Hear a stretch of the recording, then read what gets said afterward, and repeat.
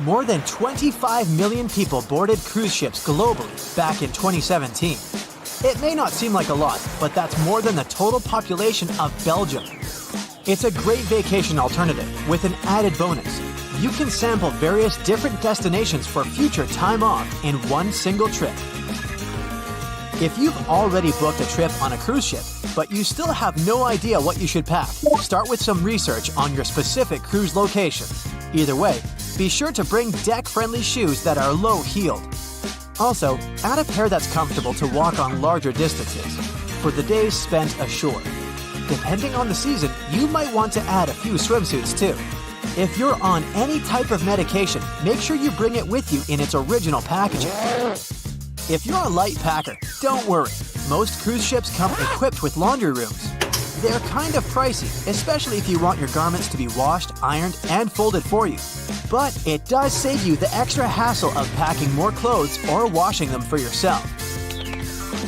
It's really important that you check in with your credit card company before boarding a ship, more so if your itinerary includes one or more foreign countries. Your credit card might get frozen if there's any unusual activity on your account. Most of these companies have algorithms that get triggered once there are charges from different countries in rapid succession, which is exactly what you'll be doing on a cruise ship. Letting them know beforehand saves you the embarrassment of having your card declined at some fancy restaurant. To make sure you get the best room, before booking it, check out the ship's deck plan.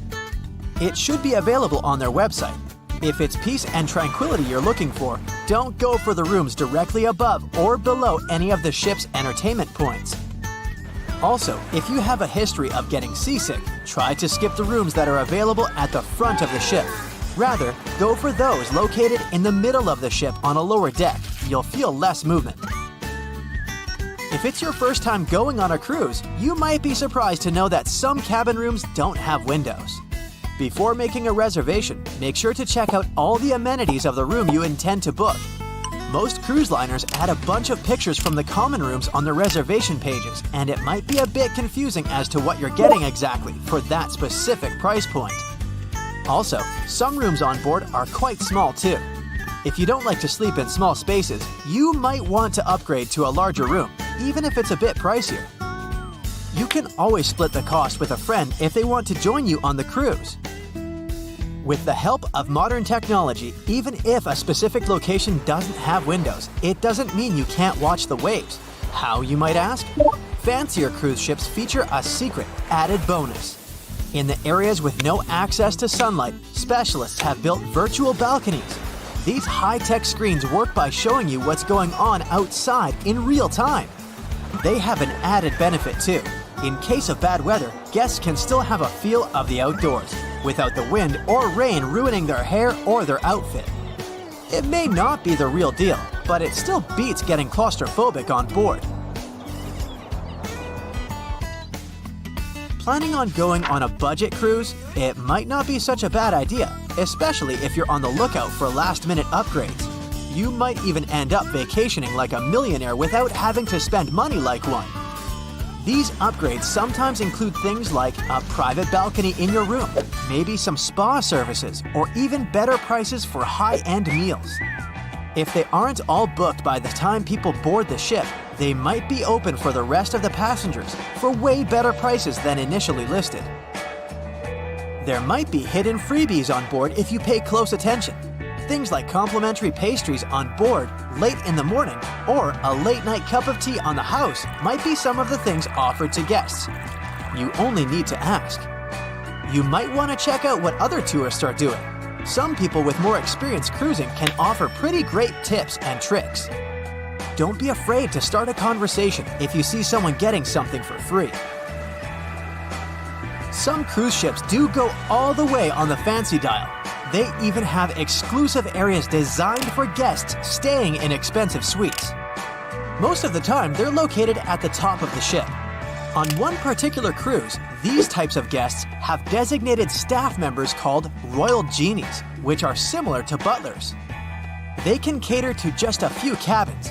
Since the cruise line wants to divert other guests From asking them various questions, which will take time away from their assigned guests, the genies do not wear a name tag in public areas. Most common areas of cruise ships do require travelers to follow a dress code, but if you do your research in advance, you might find that some areas are more relaxed when it comes to what people need to wear. Most cruise ships require people to adhere to smart attire, which means pants with a collared shirt for men, or blouses and skirts, dresses, or stylish pants for the ladies. As for the travel destinations, be sure to research the ports you're about to visit in advance. You'll know what to wear, what the weather will be, and if you need to pack anything else, like an umbrella or a beach towel. Stops on cruises only last for a few hours in most cases, so you'll want to get the most out of them. If that specific location includes museums or art galleries you want to add to your checklist, be sure to book in advance so you don't waste time waiting in lines. Some cruise ships even provide their guests with private tours of the ports they're about to visit. Do make sure to book them in advance if this is something you might be interested in, as the list gets pretty full quite fast. Independent tours are a bit more private. You can spend time with your tour guide and even ask more questions. Always remember to put your phone in airplane mode while on board. Most cruise ship horror stories involve cruising newbies that ended up paying thousands of dollars in cell phone charges while on ships, just because they forgot to turn it off. If you're the type of person that can't switch off their phone, be sure to check with your cell phone provider before traveling internationally.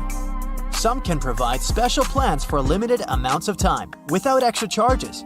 You'll be free to chat, call, or browse YouTube videos without worrying you'll end up paying a fortune. Most cruise ships also provide you with complimentary Wi-Fi or Wi-Fi packages that can be purchased in advance, which are way more affordable. You can stick to communicating with your friends and family back home via FaceTime or Skype.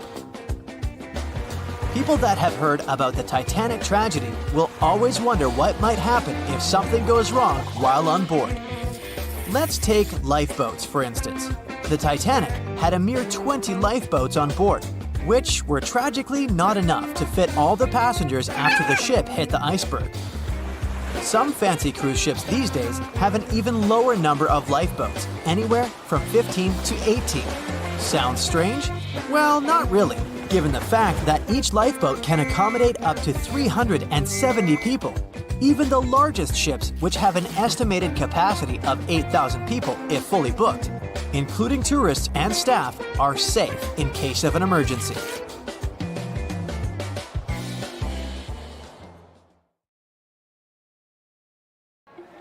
So in 2017, over 25 million people boarded cruise ships all over the world. Now, if you're keeping count, that's more than the total population of Greece. It's become America's favorite choice when it comes to going on vacation. It's easy to see why hopping aboard a cruise ship becomes more popular each year. Heading out on a cruise is also coming back in style with newer generations.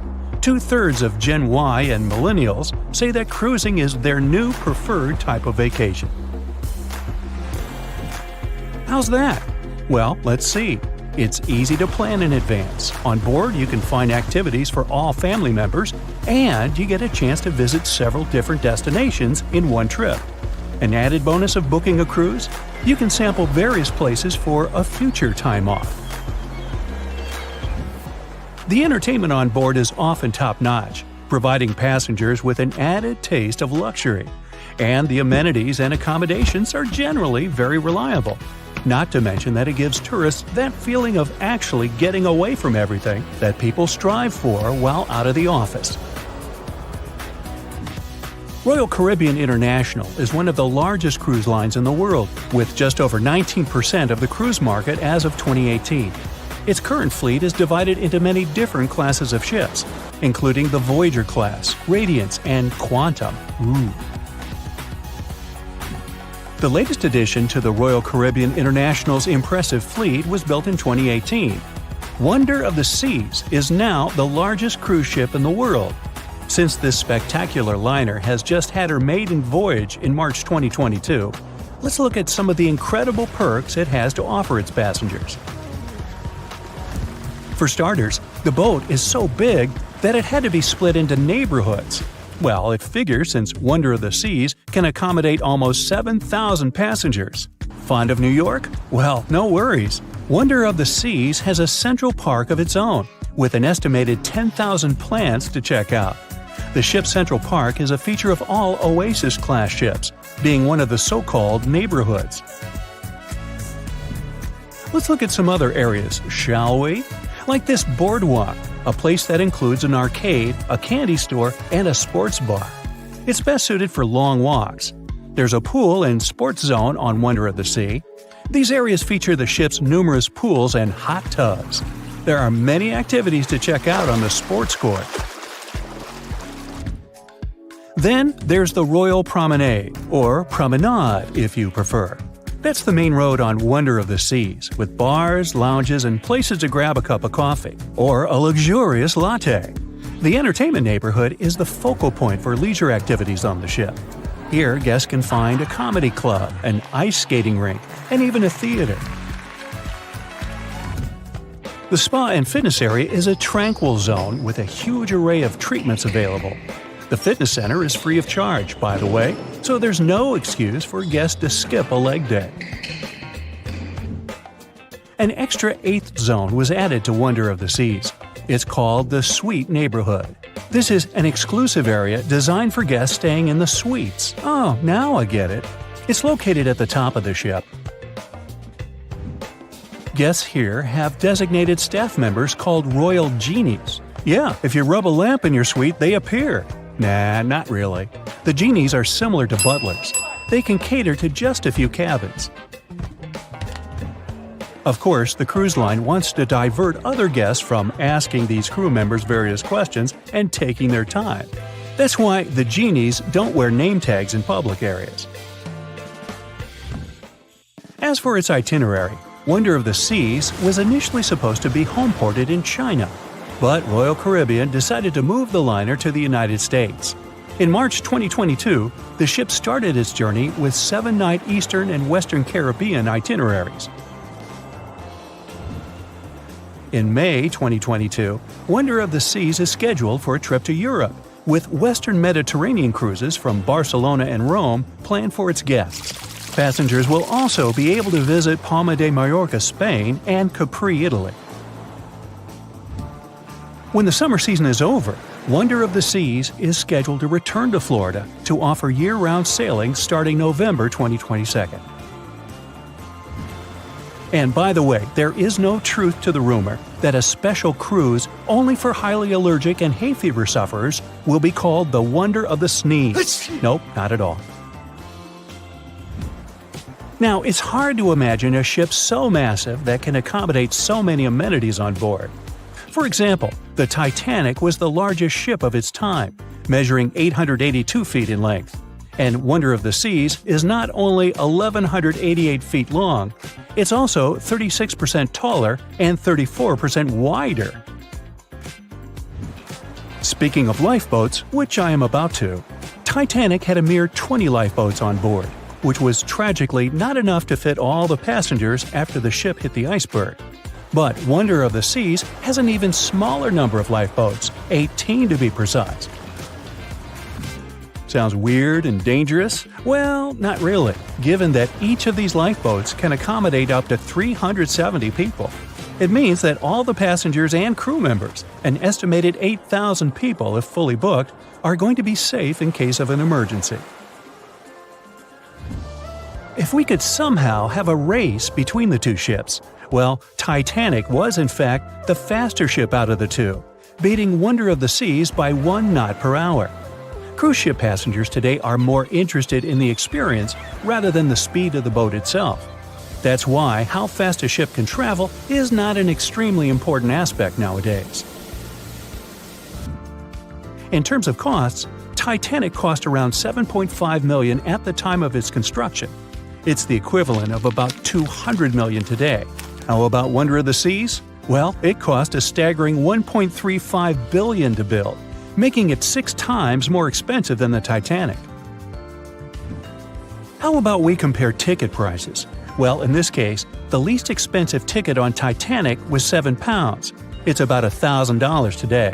The cheapest ticket on Wonder of the Seas is currently $423, but prices may vary depending on the location, season, itinerary, and how much you tip your royal genie.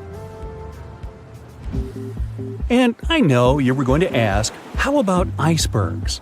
Well, Titanic steamed in the frigid North Atlantic, where you had to be on the lookout for those.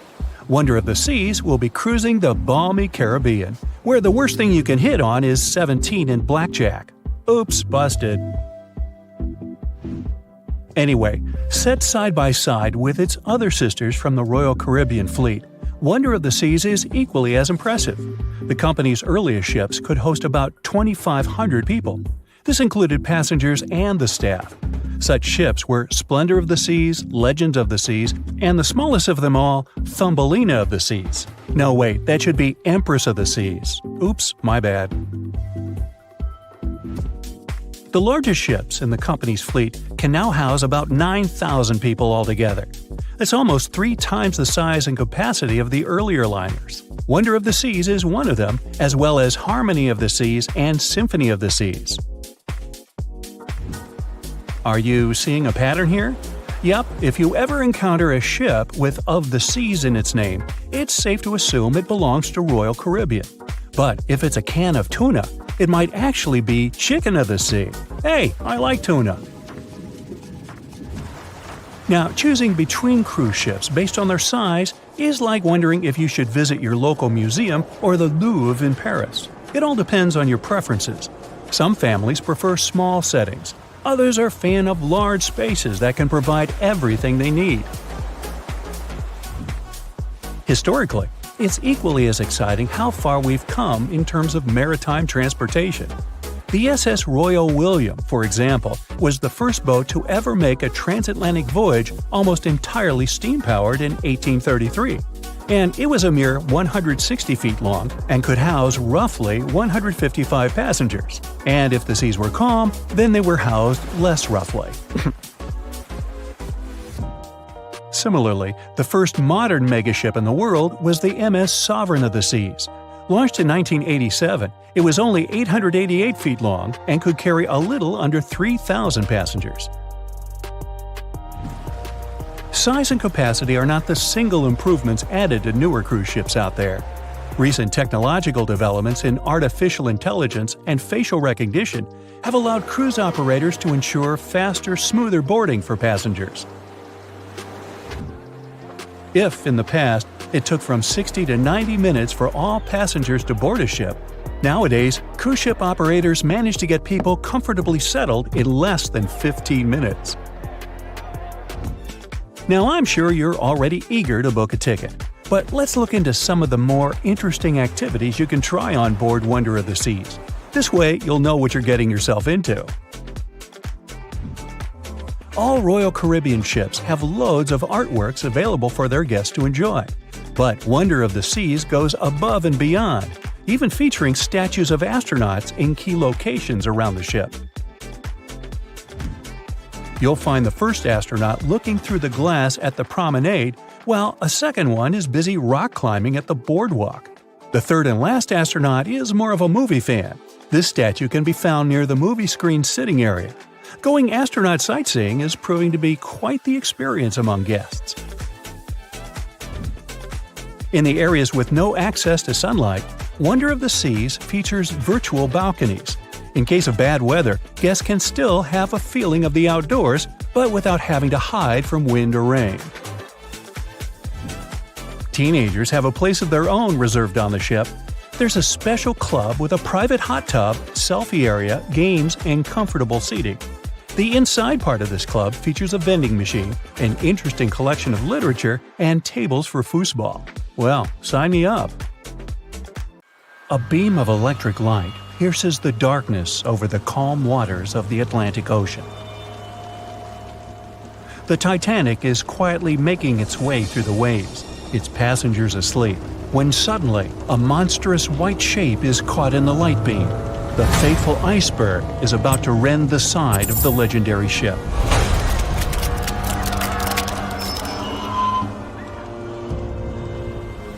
April 14, 1912, only 2 days before someone will take a photo of a giant iceberg with a pretty unusual elliptical shape. It turns out that this iceberg most likely formed out of snow that fell 100,000 years ago. Researchers used computer modeling to figure out its origin. They used data from 1912 and added some new information about winds and ocean currents. They concluded that the iceberg was probably a part of a small cluster of glaciers in southwest Greenland. These days, it's possible to calculate the routes of such icebergs in any given year in the past. So the infamous chunk of ice was on its way from Greenland to an area further south from Cornwall. If the ship had passed through that region only 2 days later, the iceberg would have moved far away from the point where they met. At first, the weight of the most well-known iceberg in the world was 75 million tons. With time, it started to slowly melt away. And when it sank the Titanic, its weight was only 1.5 million tons. By the time of the collision, it had probably been melting for months, but it was still a true monster. When the Titanic sank, the iceberg was 400 feet long, and more than 100 feet of its surface was above the water. Some people believe it was a supermoon that caused the Titanic to sink. That night, there was a rare lunar event. It hadn't happened for 1,400 years. In normal conditions, the iceberg wouldn't have traveled so far south without melting and losing the largest part of its mass. But the supermoon could have been the reason for an unusually high tide that pulled the iceberg away from the glacier way faster than usual. There's a specific type of bacteria that slowly consumes the remains of the Titanic. Salt corrosion, ocean currents, freezing temperatures, plus this rust-eating microorganism might consume the entire wreckage. American actress Dorothy Gibson was aboard the Titanic. She survived, and when she arrived in New York, she started filming a movie called Saved from the Titanic almost right away. The movie was released only a month after the Titanic sank, and in the movie, she even wore the same shoes and clothes she had during the actual disaster. The movie was a big success at that time, but the only known copy was destroyed in a fire. 14 years before the Titanic sank, a novella called Futility had been published, and it seemed to have predicted the whole event. The plot centered around a fictional ship called the Titan that sank during its voyage. The Titan was almost the same size as Titanic, and they both went to the bottom in April. The reason was hitting an iceberg, too. Both the real and fictional ships were described as unsinkable, and both of them had the legally required number of lifeboats, which, as it turned out later, were nowhere near enough.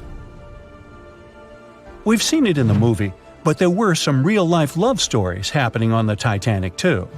13 couples even took a trip on the Titanic as part of their honeymoon. One of the couples owned Macy's department store in New York. Once it became clear the Titanic was rapidly sinking, the woman refused to go into a lifeboat without her husband. But he didn't want to join her while there were still women and children who he thought had to go first. Then his wife gave her coat to her maid. She insisted that the maid should get into the lifeboat, and she wanted her to be warm. As for the woman herself, she decided to stay with her husband till the end. Some people believe Titanic sank because of a mummy, not an iceberg. It all started around 1000 BCE with a mysterious woman who lived in Egypt, in the city of Thebes. People knew little about her, but they called her a priestess. Her mummy was put in a wooden sarcophagus and covered with a large lid with the image of her face and some mystical inscriptions. This place had been hidden until the first half of the 19th century, when a group of locals accidentally came across it. They disturbed her peace. No one knows how, but the mummy disappeared that day without a trace. A couple of decades later, a group of rich friends from England traveled to Egypt and found the empty mummy casket with the image of the priestess, whose dark eyes seemed to be looking into the void. They decided to buy it, but the buyer disappeared the same night before he even got the case. All members of the group had some accidents. The casket changed its location a couple of times until it, as some believe, ended up on the Titanic. It took more than 70 years for a robot submarine to find the ruins of this legendary ship. The wreck lies nearly 13,000 feet under the surface of the Atlantic Ocean, split into two halves. Why did the liner break apart? No one knows exactly. Some think it happened because of the water that got inside when the ship collided with the iceberg. The pressure was so powerful it separated two parts of the vessel, starting with the ship's bottom structure. Others say it was because of the hull rivets. They had a high concentration of slag or smelting residue, and that's something that can cause the metal to split apart. The ship generally had many flaws, starting with the design. The watertight bulkheads weren't completely sealed on top. This allowed the water to flow between the compartments and, in the end, sink the vessel. The iron of the ship's rivets and steel of the hull ended up ruined because of high sulfur content, cold temperatures, and high speeds. The steel shattered and the rivets popped out quite easily. Because of this, Titanic sank 24 times faster than it would have otherwise. If the ship had hit the iceberg head-on instead of ramming it with its side, it would have probably stayed afloat. How come the crew members didn't have binoculars? It would have surely helped them spot the iceberg on time and maybe even avoid the disaster. But the binoculars on the Titanic were locked in a storage cabinet. Only one crew member had the key, and he had been transferred off the ship right before it set sail. He later said he hadn't remembered to hand over the key. But even without the binoculars, the ship might have had some time to change course and avoid the collision if the crew had gotten some warning. But that's the thing, someone did warn them. About an hour before the incident, a ship that was relatively close to Titanic, the SS Californian, sent a message to inform them it had stopped because of dense ice field. But the warning never got to the Titanic's captain. Some experts say it was because the radio operator didn't think it was that urgent. And later, the SS Californian said they didn't get a call for help from the Titanic because their radio operator was off duty. Some say the crew on the Titanic couldn't spot the iceberg on time because of an optical illusion. Atmospheric conditions that night probably caused super refraction, which could have camouflaged the berg. After all, no one actually saw the iceberg until it was too close to the ship to somehow avoid the crash. Not even a whole minute passed between the moment they saw the iceberg and the collision. It was only 37 seconds, and it took Titanic 2 hours and 40 minutes to disappear below the ocean's waves.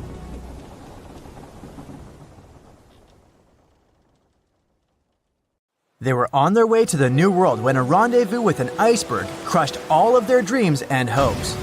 There was panic and tears and heartbreaking goodbyes, like that of Jack and Rose. Or was there? Let's see how well you know the real story of Titanic.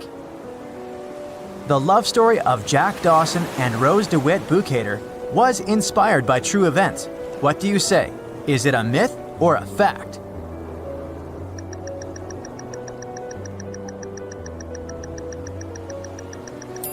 The most emotional Titanic love story was actually all made up by the screenwriter and director of the famous movie, James Cameron.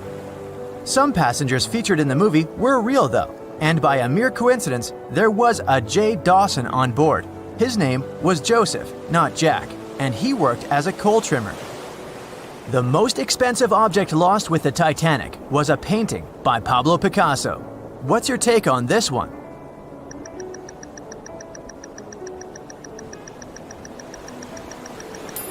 It's a myth. Another one given to us by the famous movie. The most valuable item that went down with the Titanic was probably a Mary Joseph Blondell painting, created in 1814. Some other valuable items were a violin that belonged to Wallace Hartley, the musician who insisted that they had to play till the very last moment. There was also a 1912 Renault Type CB Coupe de Ville that would now cost millions of dollars, a handwritten manuscript by Joseph Conrad, first edition essays by Francis Bacon, 5 Steinway grand pianos, And, of course, some fine china plates and cups and first-class passengers' jewelry. The Titanic was the largest and the most luxurious passenger ship of its time. Does it sound real to you?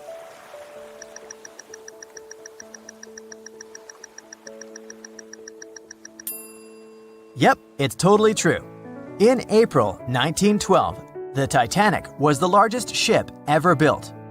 It was 882 feet long and had a maximum passenger capacity of 2,435 people. That's not a lot compared to the largest cruise ship of today, the Symphony of the Seas. It's just a bit longer than the Titanic, but has more than double the passenger numbers. And yes, no other cruise liner has probably beaten the Titanic in terms of luxury to this day. It costs more than $200 million to build in today's money. The tickets were also quite expensive. Duh! First-class tickets ranged in price from $1,700 in today's money for a berth up to $50,000 for one of the 2 parlor suites. Second-class tickets were $700. Third-class passengers had to pay between $170 to $460.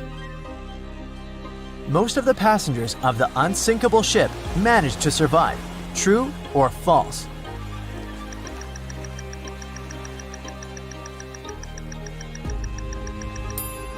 Sadly, it's false. Only 37% of all the passengers actually survived the meeting with the Titanic. Around 61% of the first-class passengers, 42% of the second-class passengers, and 24% of the third-class passengers made it out alive. The Titanic was passing through the Bermuda Triangle when things went wrong, and that's probably why it sunk. What do you say? Myth or reality?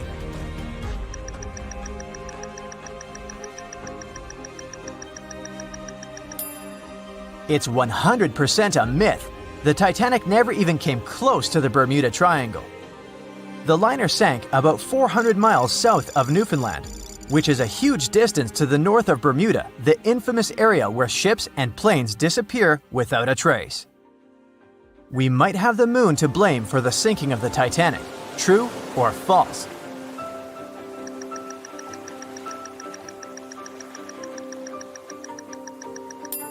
This one is true.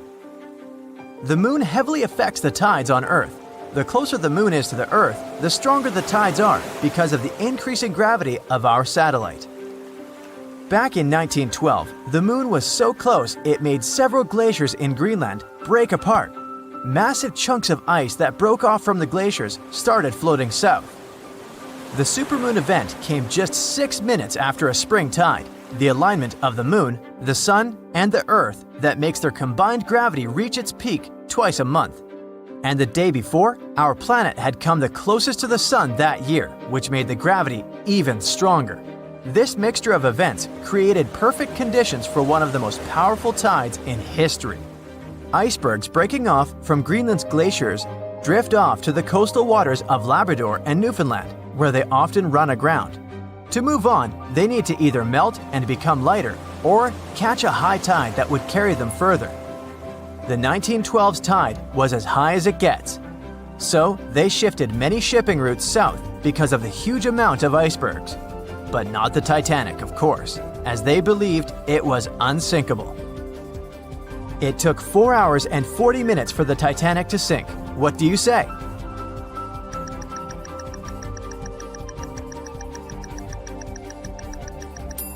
It's false, and if you're a Titanic expert, you definitely know it was actually 2 hours and 40 minutes. And this was slow enough, given the damage caused by the iceberg. It didn't sink faster, thanks to the ship's construction. There were 16 watertight compartments in the lower part of the ship. They worked as a lifeline. When the iceberg crashed into the hull, it broke into 6 boxes. The Titanic could have stayed afloat only if 4 compartments had been damaged. Water filled the first 6 compartments within 1 hour. During this time, the ship tilted slightly to the right side. Then, water began to flood the 7th box when all 6 boxes were filled. And from that moment, the sinking rate was growing with every second. The ship's bow sank under the water, and then the stern filled up. One of the leading reasons for the Titanic tragedy was signal rockets. True or false? What's your take on it?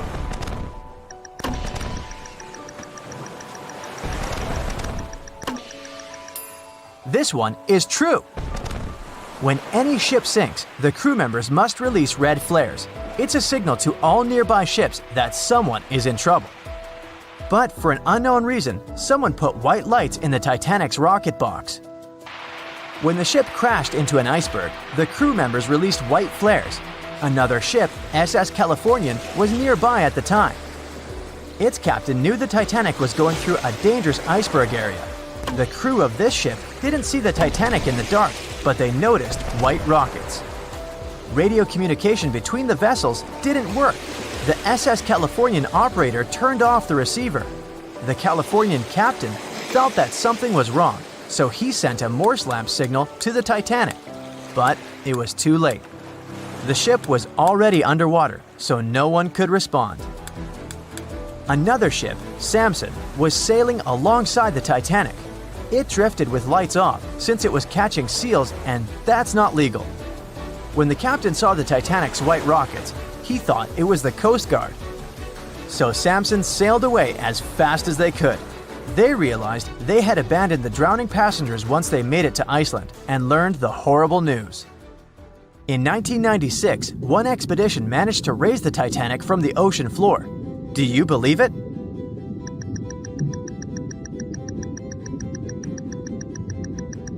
If you don't, you're right. There were different ideas on how to raise the Titanic, from doing it with compressed air to putting it in wire mesh and covering it with liquid nitrogen, or using giant magnets. The only real attempt to raise the Titanic was made in 1996, and it failed dramatically. The expedition's goal was to lift a part of its hull, weighing about 21 tons. It would still have been the largest piece to see the sunlight again, if the operation had succeeded, that is. They lowered 4 large bags filled with diesel fuel to the bottom of the ocean and attached them to the hull plate. Then, the fuel bags were released and they started lifting the pieces on their own.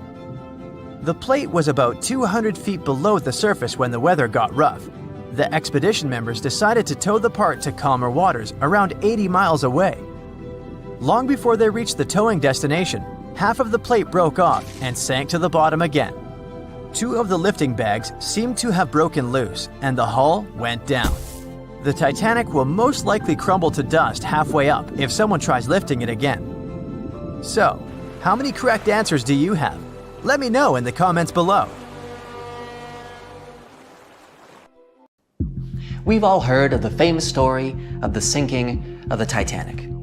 But if you really think about it, it's not just one story, but so many stories all at once. It is a story of strength and courage, as with the likes of Margaret Brown stepping in to help passengers in need.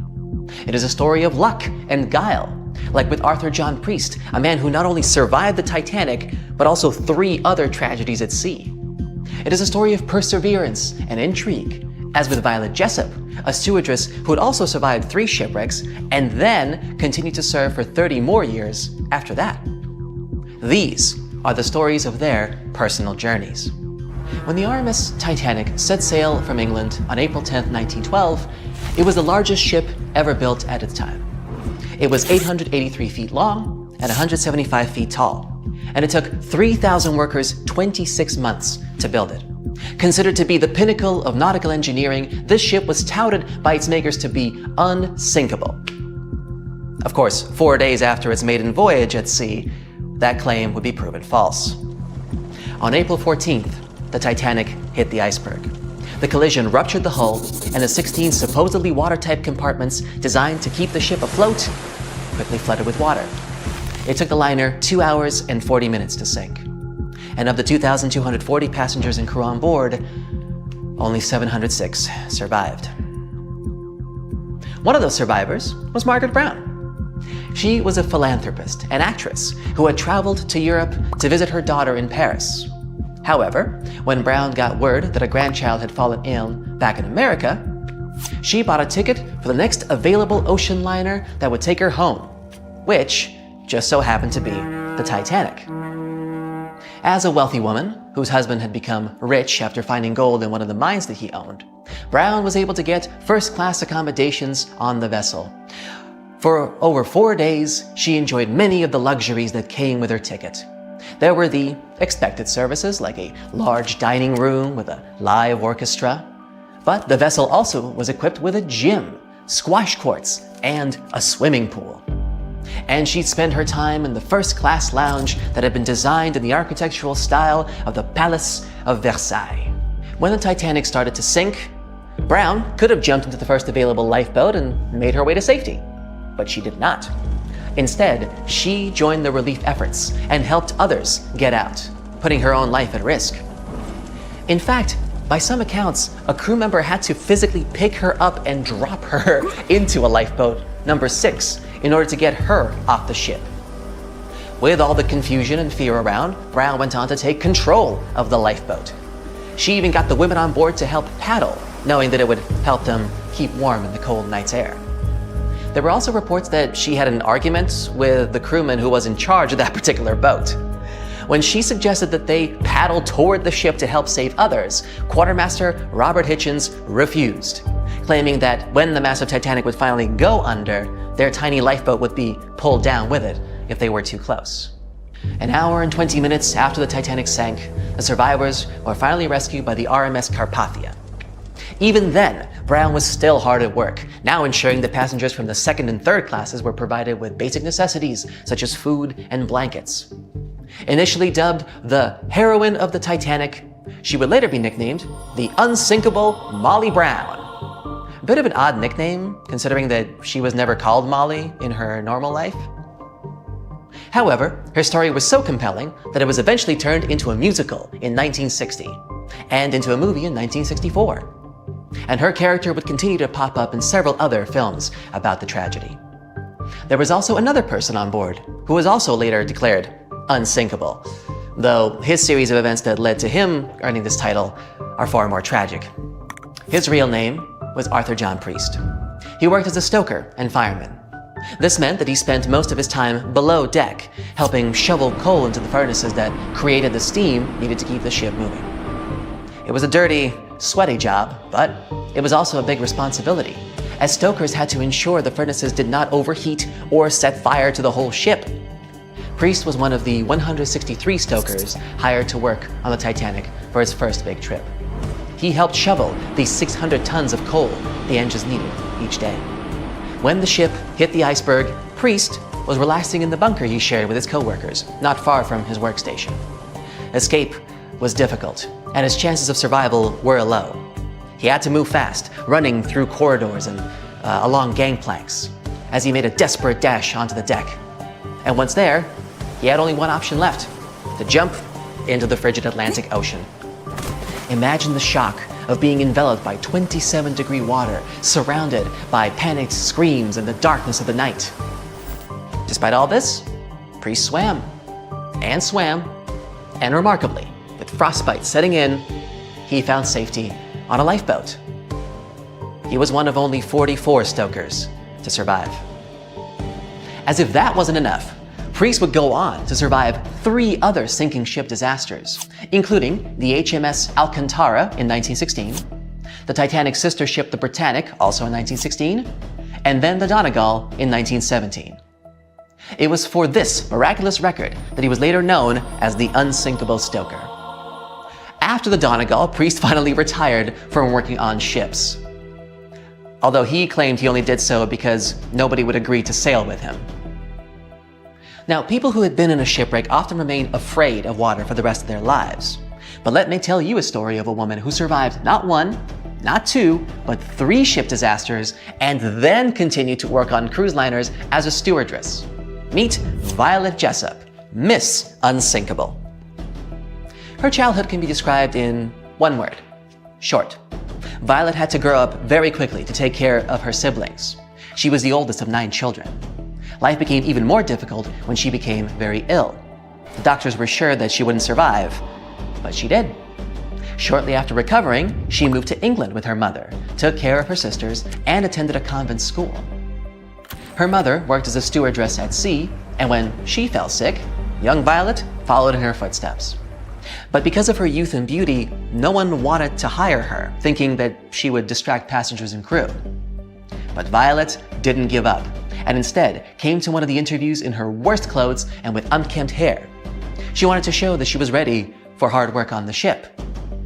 She was hired on the spot. The first 2 years passed uneventfully, but then a series of incredible fortunes began, or misfortunes depending on how you look at it. In 1910, Miss Jessup got a job on the most luxurious liner of its time, the Royal Mail ship Olympic. This ship sailed across the Atlantic from England to America. The engineers didn't focus on the speed of this vessel, but on its comfort. While working on that ship, Jessup was paid just £2 a month, the same as £200 today. Hard work on the ship's deck from morning to night didn't frighten Jessup.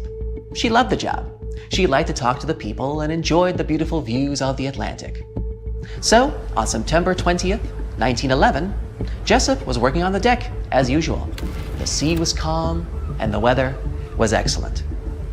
The ship was sailing through the Solent Strait, which separates the Isle of Wight from the British mainland. At this moment, the British military cruiser Hawke appeared ahead. It should have simply passed by the Olympic, but something went wrong. For whatever reason, the ships started going straight at each other. The Olympic's captain tried to maneuver to avoid a collision, but failed. The Hawke's bow was designed specifically to ram other ships, so when it rammed the Olympic, it made an impact. The liner shuddered, and the people screamed in fear and panic. The ship had a huge hole in the starboard. Jessup fell from the force of the blow. It seemed that one of the biggest liners of its time was going to sink. But luckily, both ships stayed afloat, and nobody got hurt. You would think that an accident like this would frighten Jessup, but nope. She didn't give it a second thought, and it continued to work as a stewardess. In April of 1912, she decided to take a job on the best, most unsinkable ship of the time, where she was supposed to serve VIPs. Initially, she didn't want to work on this ship, only agreeing to it after much persuasion from her friends. And that's how Violet Jessup boarded the Titanic on April 10, 1912. 4 days later, when the infamous iceberg collided with the ship, Jessup was resting in her cabin. She was almost asleep when she felt the jolt. Immediately, she was called to the upper deck. Surprisingly, when the Titanic first hit the iceberg, almost nobody panicked. No one could believe that the unsinkable ship could actually sink. As the ship's hold was being filled with water, everybody was just calmly carrying on about their business on the upper decks. It was only when the cabin crew started instructing passengers to reach their lifeboats that panic finally set in. Jessup, along with other stewards, was actively aiding the passengers' evacuation to the lifeboats. The rule was that women and children were to be evacuated first.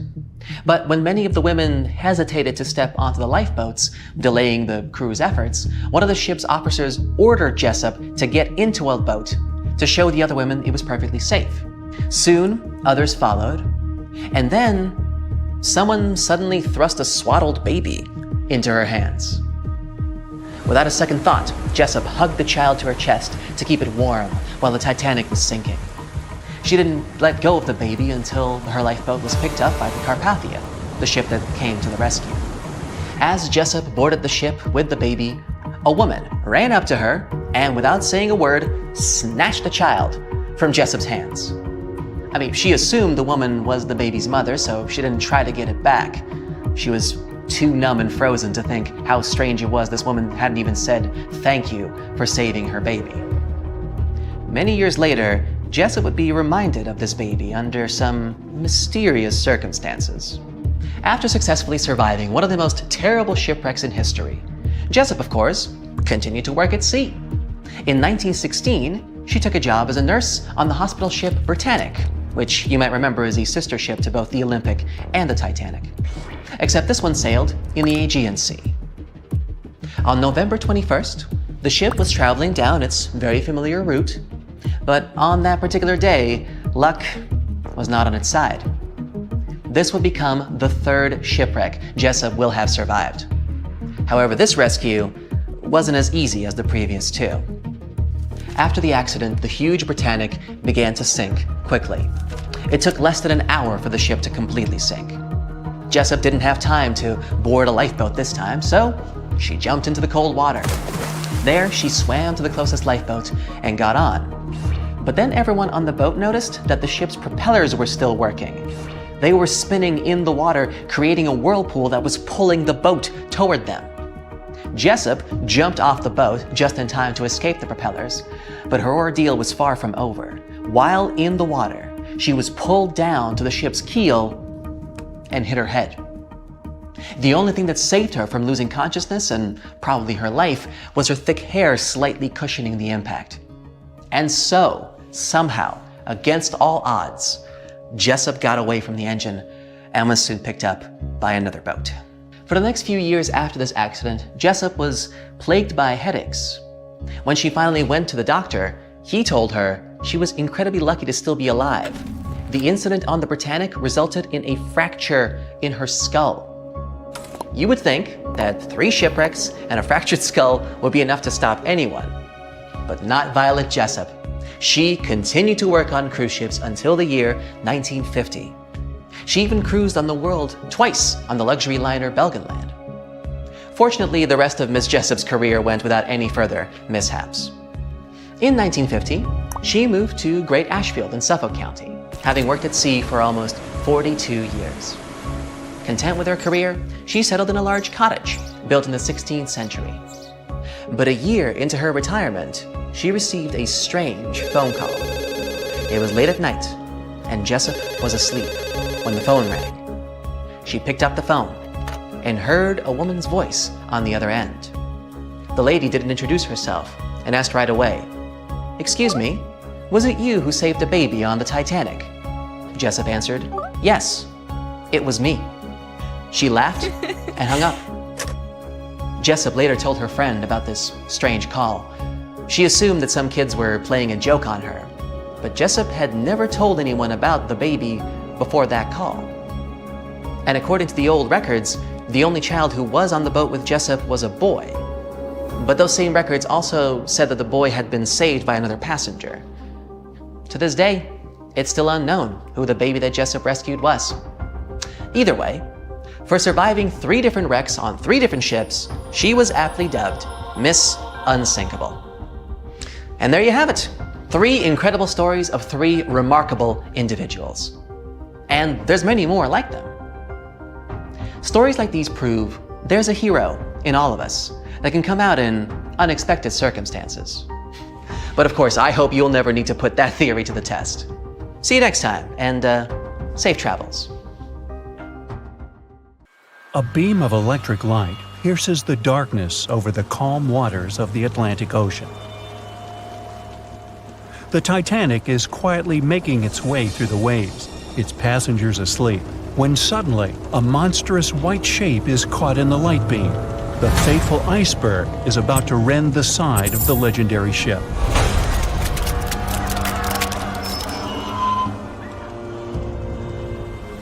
April 14, 1912, only 2 days before someone will take a photo of a giant iceberg with a pretty unusual elliptical shape. It turns out that this iceberg most likely formed out of snow that fell 100,000 years ago. Researchers used computer modeling to figure out its origin. They used data from 1912 and added some new information about winds and ocean currents. They concluded that the iceberg was probably a part of a small cluster of glaciers in southwest Greenland. These days, it's possible to calculate the routes of such icebergs in any given year in the past. So the infamous chunk of ice was on its way from Greenland to an area further south from Cornwall. If the ship had passed through that region only 2 days later, the iceberg would have moved far away from the point where they met. At first, the weight of the most well-known iceberg in the world was 75 million tons. With time, it started to slowly melt away.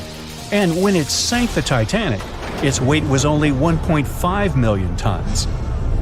By the time of the collision, it had probably been melting for months, but it was still a true monster. When the Titanic sank, the iceberg was 400 feet long, and more than 100 feet of its surface was above the water. Some people believe it was a supermoon that caused the Titanic to sink. That night, there was a rare lunar event. It hadn't happened for 1,400 years. In normal conditions, the iceberg wouldn't have traveled so far south without melting and losing the largest part of its mass. But the supermoon could have been the reason for an unusually high tide that pulled the iceberg away from the glacier way faster than usual. There's a specific type of bacteria that slowly consumes the remains of the Titanic. Salt corrosion, ocean currents, freezing temperatures, plus this rust-eating microorganism might consume the entire wreckage. American actress Dorothy Gibson was aboard the Titanic. She survived, and when she arrived in New York, she started filming a movie called Saved from the Titanic almost right away. The movie was released only a month after the Titanic sank, and in the movie, she even wore the same shoes and clothes she had during the actual disaster. The movie was a big success at that time, but the only known copy was destroyed in a fire. 14 years before the Titanic sank, a novella called Futility had been published, and it seemed to have predicted the whole event. The plot centered around a fictional ship called the Titan that sank during its voyage. The Titan was almost the same size as Titanic, and they both went to the bottom in April. The reason was hitting an iceberg, too. Both the real and fictional ships were described as unsinkable, and both of them had the legally required number of lifeboats, which, as it turned out later, were nowhere near enough. We've seen it in the movie, but there were some real-life love stories happening on the Titanic, too. 13 couples even took a trip on the Titanic as part of their honeymoon. One of the couples owned Macy's department store in New York. Once it became clear the Titanic was rapidly sinking, the woman refused to go into a lifeboat without her husband. But he didn't want to join her while there were still women and children who he thought had to go first. Then his wife gave her coat to her maid. She insisted that the maid should get into the lifeboat, and she wanted her to be warm. As for the woman herself, she decided to stay with her husband till the end. Some people believe Titanic sank because of a mummy, not an iceberg. It all started around 1000 BCE with a mysterious woman who lived in Egypt, in the City of Thieves. People knew little about her, but they called her a priestess. Her mummy was put in a wooden sarcophagus and covered with a large lid with the image of her face and some mystical inscriptions. This place had been hidden until the first half of the 19th century, when a group of locals accidentally came across it. They disturbed her peace. No one knows how, but the mummy disappeared that day without a trace. A couple of decades later, a group of rich friends from England traveled to Egypt and found the empty mummy casket with the image of the priestess, whose dark eyes seemed to be looking into the void. They decided to buy it, but the buyer disappeared the same night before he even got the case. All members of the group had some accidents. The casket changed its location a couple of times until it, as some believe, ended up on the Titanic. It took more than 70 years for a robot submarine to find the ruins of this legendary ship. The wreck lies nearly 13,000 feet under the surface of the Atlantic Ocean, split into two halves. Why did the liner break apart? No one knows exactly. Some think it happened because of the water that got inside when the ship collided with the iceberg. The pressure was so powerful it separated two parts of the vessel, starting with the ship's bottom structure. Others say it was because of the hull rivets. They had a high concentration of slag or smelting residue, and that's something that can cause the metal to split apart. The ship generally had many flaws, starting with the design. The watertight bulkheads weren't completely sealed on top. This allowed the water to flow between the compartments and, in the end, sink the vessel. The iron of the ship's rivets and steel of the hull ended up ruined because of high sulfur content, cold temperatures, and high speeds. The steel shattered and the rivets popped out quite easily. Because of this, Titanic sank 24 times faster than it would have otherwise. If the ship had hit the iceberg head-on instead of ramming it with its side, it would have probably stayed afloat. How come the crew members didn't have binoculars? It would have surely helped them spot the iceberg on time and maybe even avoid the disaster. But the binoculars on the Titanic were locked in a storage cabinet. Only one crew member had the key, and he had been transferred off the ship right before it set sail. He later said he hadn't remembered to hand over the key. But even without the binoculars, the ship might have had some time to change course and avoid the collision if the crew had gotten some warning. But that's the thing, someone did warn them. About an hour before the incident, a ship that was relatively close to Titanic, the SS Californian, sent a message to inform them it had stopped because of dense ice field. But the warning never got to the Titanic's captain. Some experts say it was because the radio operator didn't think it was that urgent.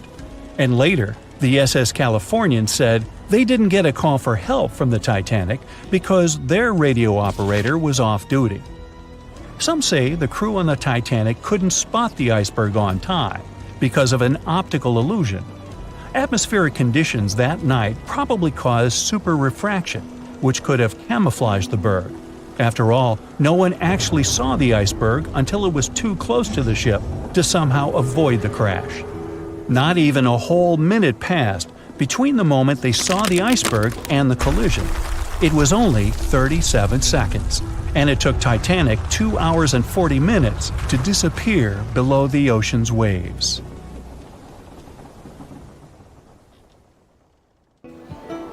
On April 10, 1912, crowds gathered at Southampton Beach to wave off what was, at the time, the world's largest and most prestigious ship, the RMS Titanic. The cost of the most expensive first-class parlor ticket was $4,350. That's around $70,000 in today's money. But barely 5 days after steaming away, the ship was swallowed by the Atlantic Ocean. So let's rewind and go back to what actually happened on that fateful night. The captain wanted to set a speed record for the ship's maiden voyage and arrive early. The ship was deemed unsinkable, so he went full throttle into the dark Arctic waters. After spotting the 100-foot iceberg, the crew desperately tried to steer the vessel away and avoid the collision, but the Titanic was traveling too fast, and the iceberg tore down the side of the ship, creating a huge opening in the hull. It wasn't a continuous rip, and damage was caused in several places. In total, the damage spanned along an area of around 300 feet. But the ship's designers had prepared for the prospect of a collision and added watertight compartments down each side of the ship to act as a buffer zone. 4 of these compartments could be breached, and the ship would still stay afloat. But because the iceberg tore down the side of the Titanic, it ripped holes in 6 compartments. The compartments didn't extend up the total height of all decks and weren't actually sealed at the top. This is why, when more than 4 were flooded, water reached over the top of the bulkheads and filled the remaining compartments, causing the ship to sink into the ocean. Think of it as water spilling over an ice cube tray. But what if the collision was head-on? Would it still have sunk? Ships are designed with potential crashes in mind, and most vessels have collision bulkheads in the bow. Most of all, it's like your car's bumper or crumple zone. It's a safety feature that can withstand a direct hit. The bow could have taken some of the impact, and some experts have suggested that if it hit head-on, only 2 to 4 of the watertight compartments would have been flooded.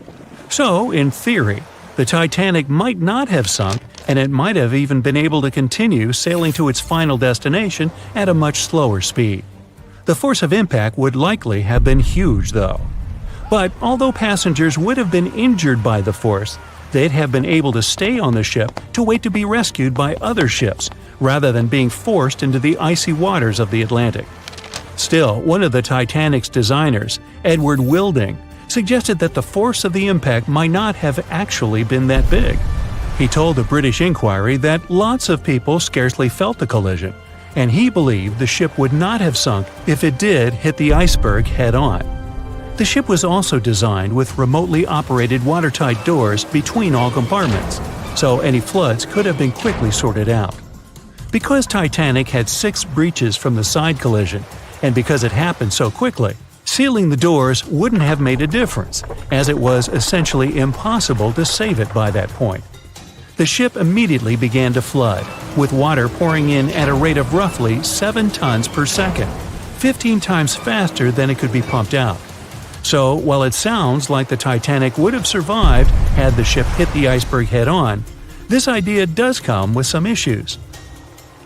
First off, the collision bulkheads were designed to survive a crash with another ship, not a giant iceberg. If two ships collided, both would absorb some of the impact in their bulkheads, sharing the impact and likely staying afloat.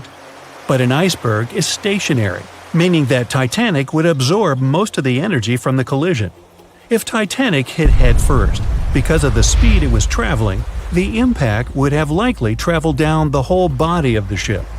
Just imagine a 46,000-ton ship traveling at around 20 knots.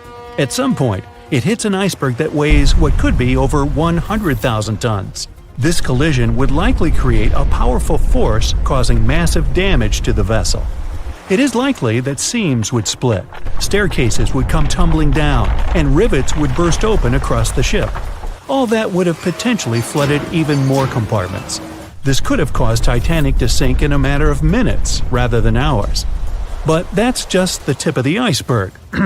As we all know, the biggest part of it is hidden underwater. So if Titanic had been traveling head-on, it's likely it would have hit the part of the iceberg below the water first, which would send it veering off course. Hitting an iceberg is not like hitting a brick wall. In this case, the ice under the water would have torn open the bottom of the ship and caused damage to the sides. Icebergs also aren't flat, solid objects. If a flat collision happened, the ship might have stayed afloat, but icebergs come in many shapes and sizes, from domes to wedges.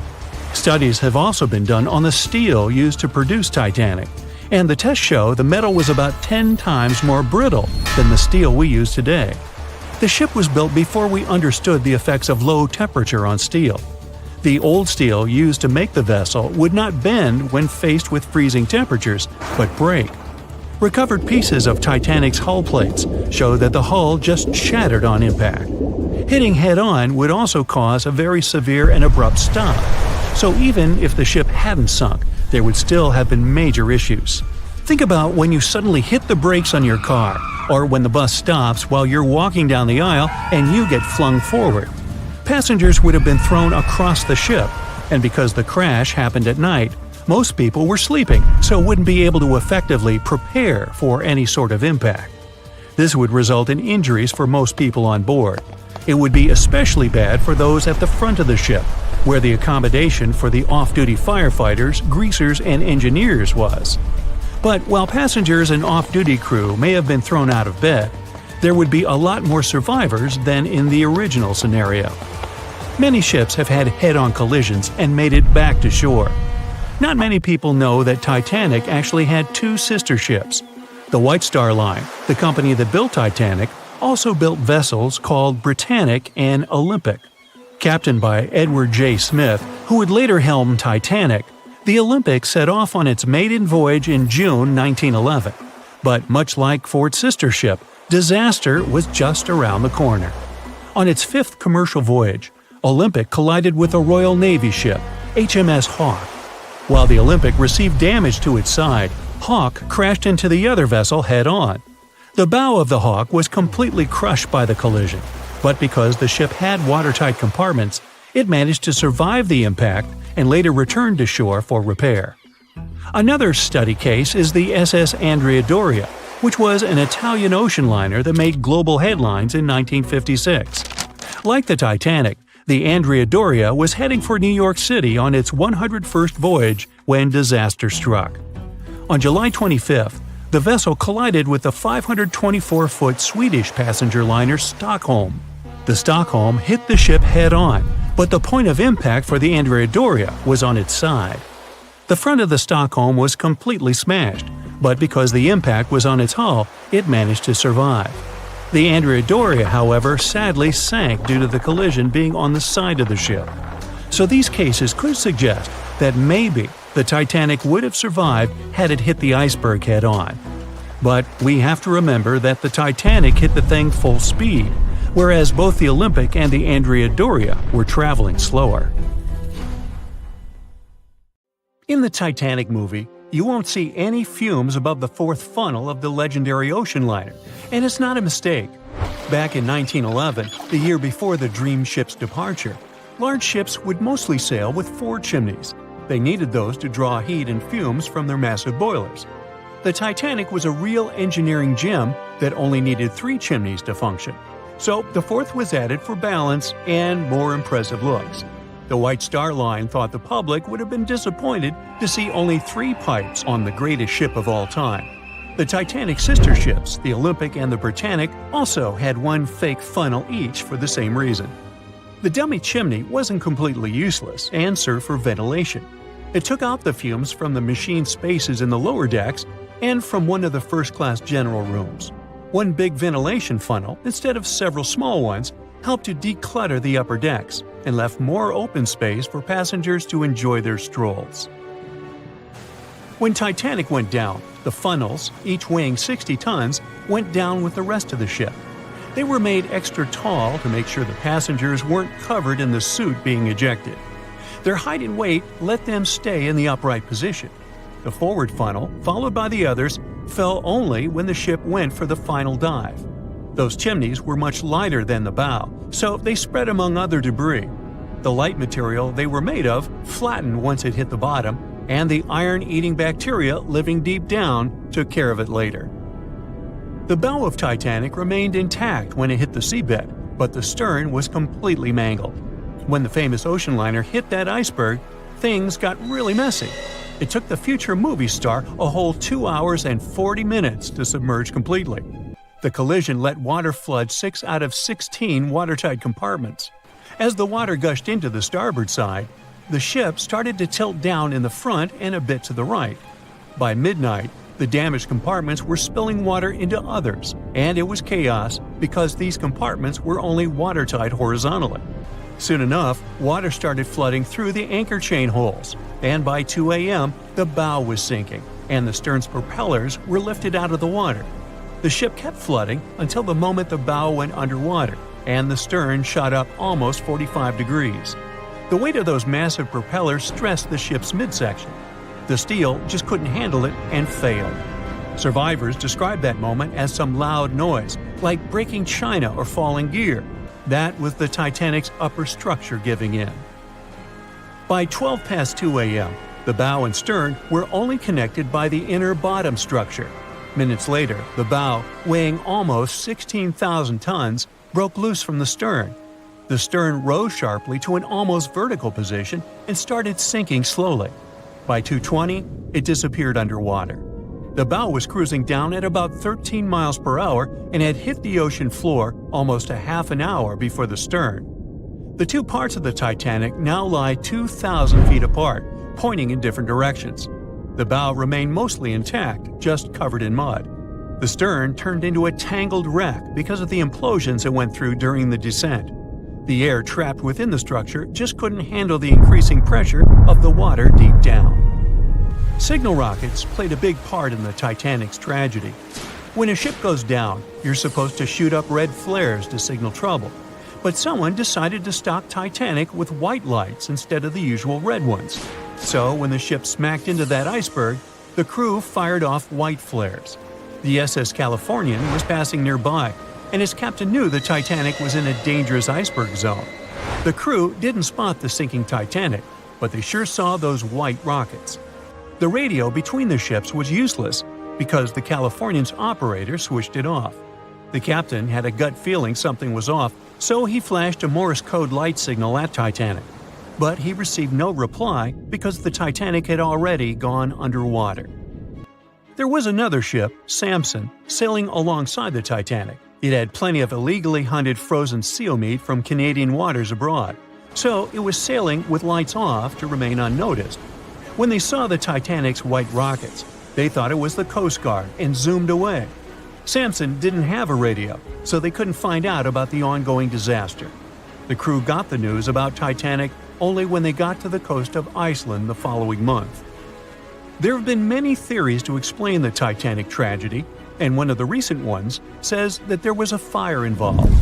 An Irish journalist went full detective for decades, digging into the mystery, and stumbled upon a game-changer.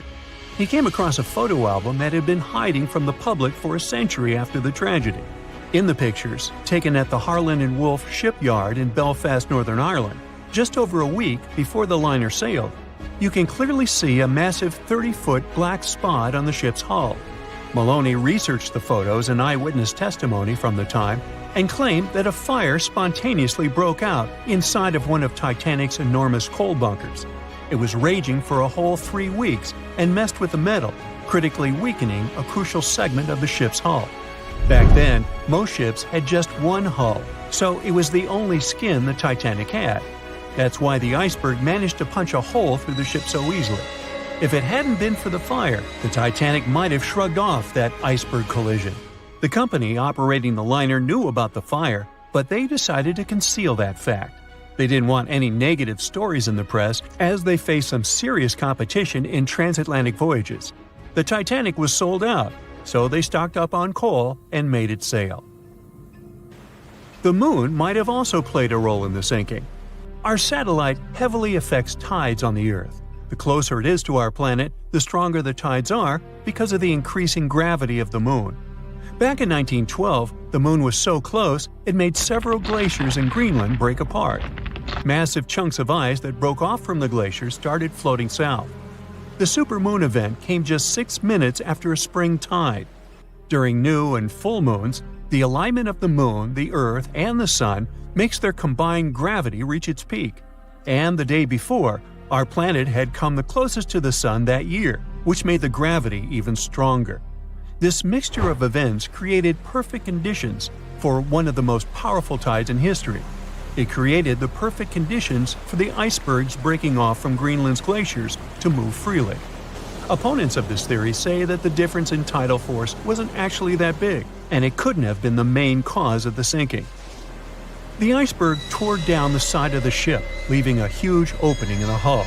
It wasn't a continuous rip, and damage was caused in several places.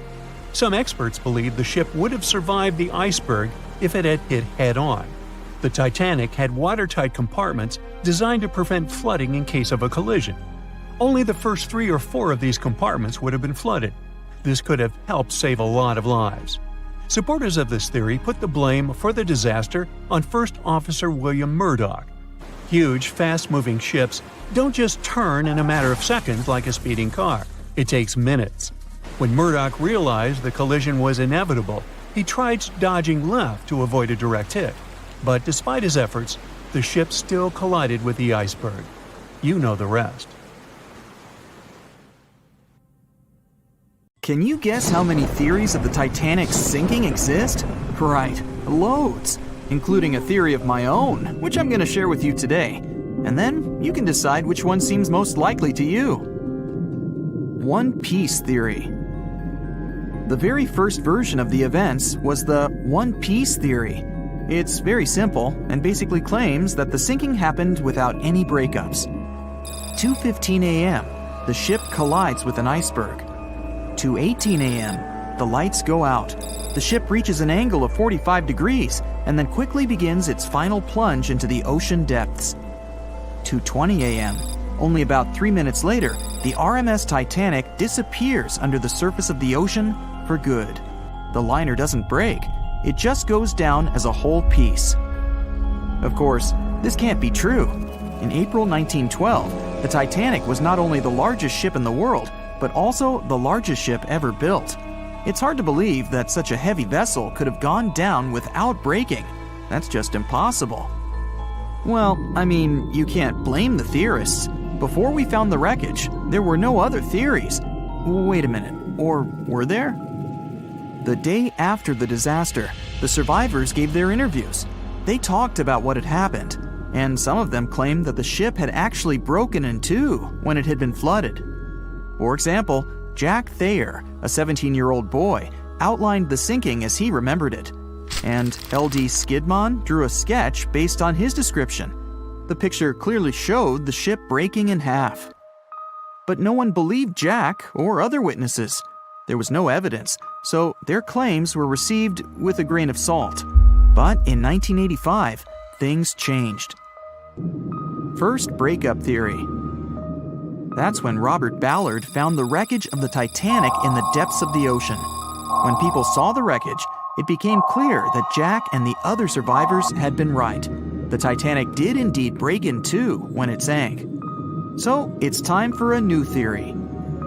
2:15 a.m. The keel breaks, the starboard list eases, and the hull continues to bow and crumble.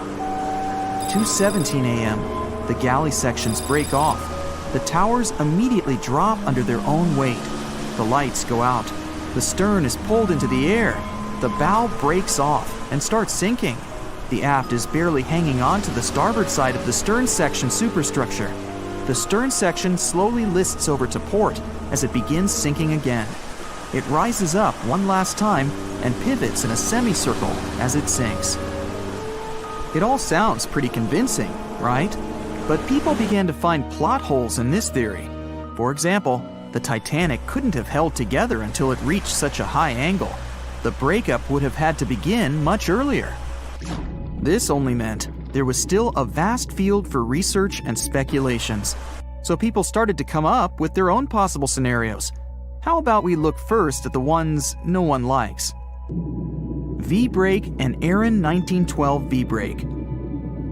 According to the first breakup theory, the Titanic reached a high angle, and the weight of its unsupported stern caused it to crack from the top down. But it's physically impossible. So, are there any other ideas? In 2006, Roger Long, a naval architect, decided to research a so-called V theory. 2:17 a.m. The breakup begins at a shallow angle, perhaps as little as 11 degrees. The upper structure fails and starts to crack. At this moment, only its double bottom is holding the Titanic together, but it starts to bend under the strain too, failing the ship. Water is pouring through the crack. It increases the weight in between the two sections, bending the Titanic the other way and pulling it into shape somewhat resemblant to the letter V. The upper decks get mangled and bent together. The bow heads for the bottom, and the stern is the last to sink. This theory has since been disproven many times, though. Roger Long believed it because the broken edges of the upper decks in the Titanic's bow section were all mangled and crushed. However, we have learned that it happened because of the so-called hydraulic downburst, the force of the water crashing into the deck as the Titanic hit the ocean floor. Another V-brake theory states that the bow had risen out of the water after the break. This theory was mainly peddled by one former Titanic enthusiast.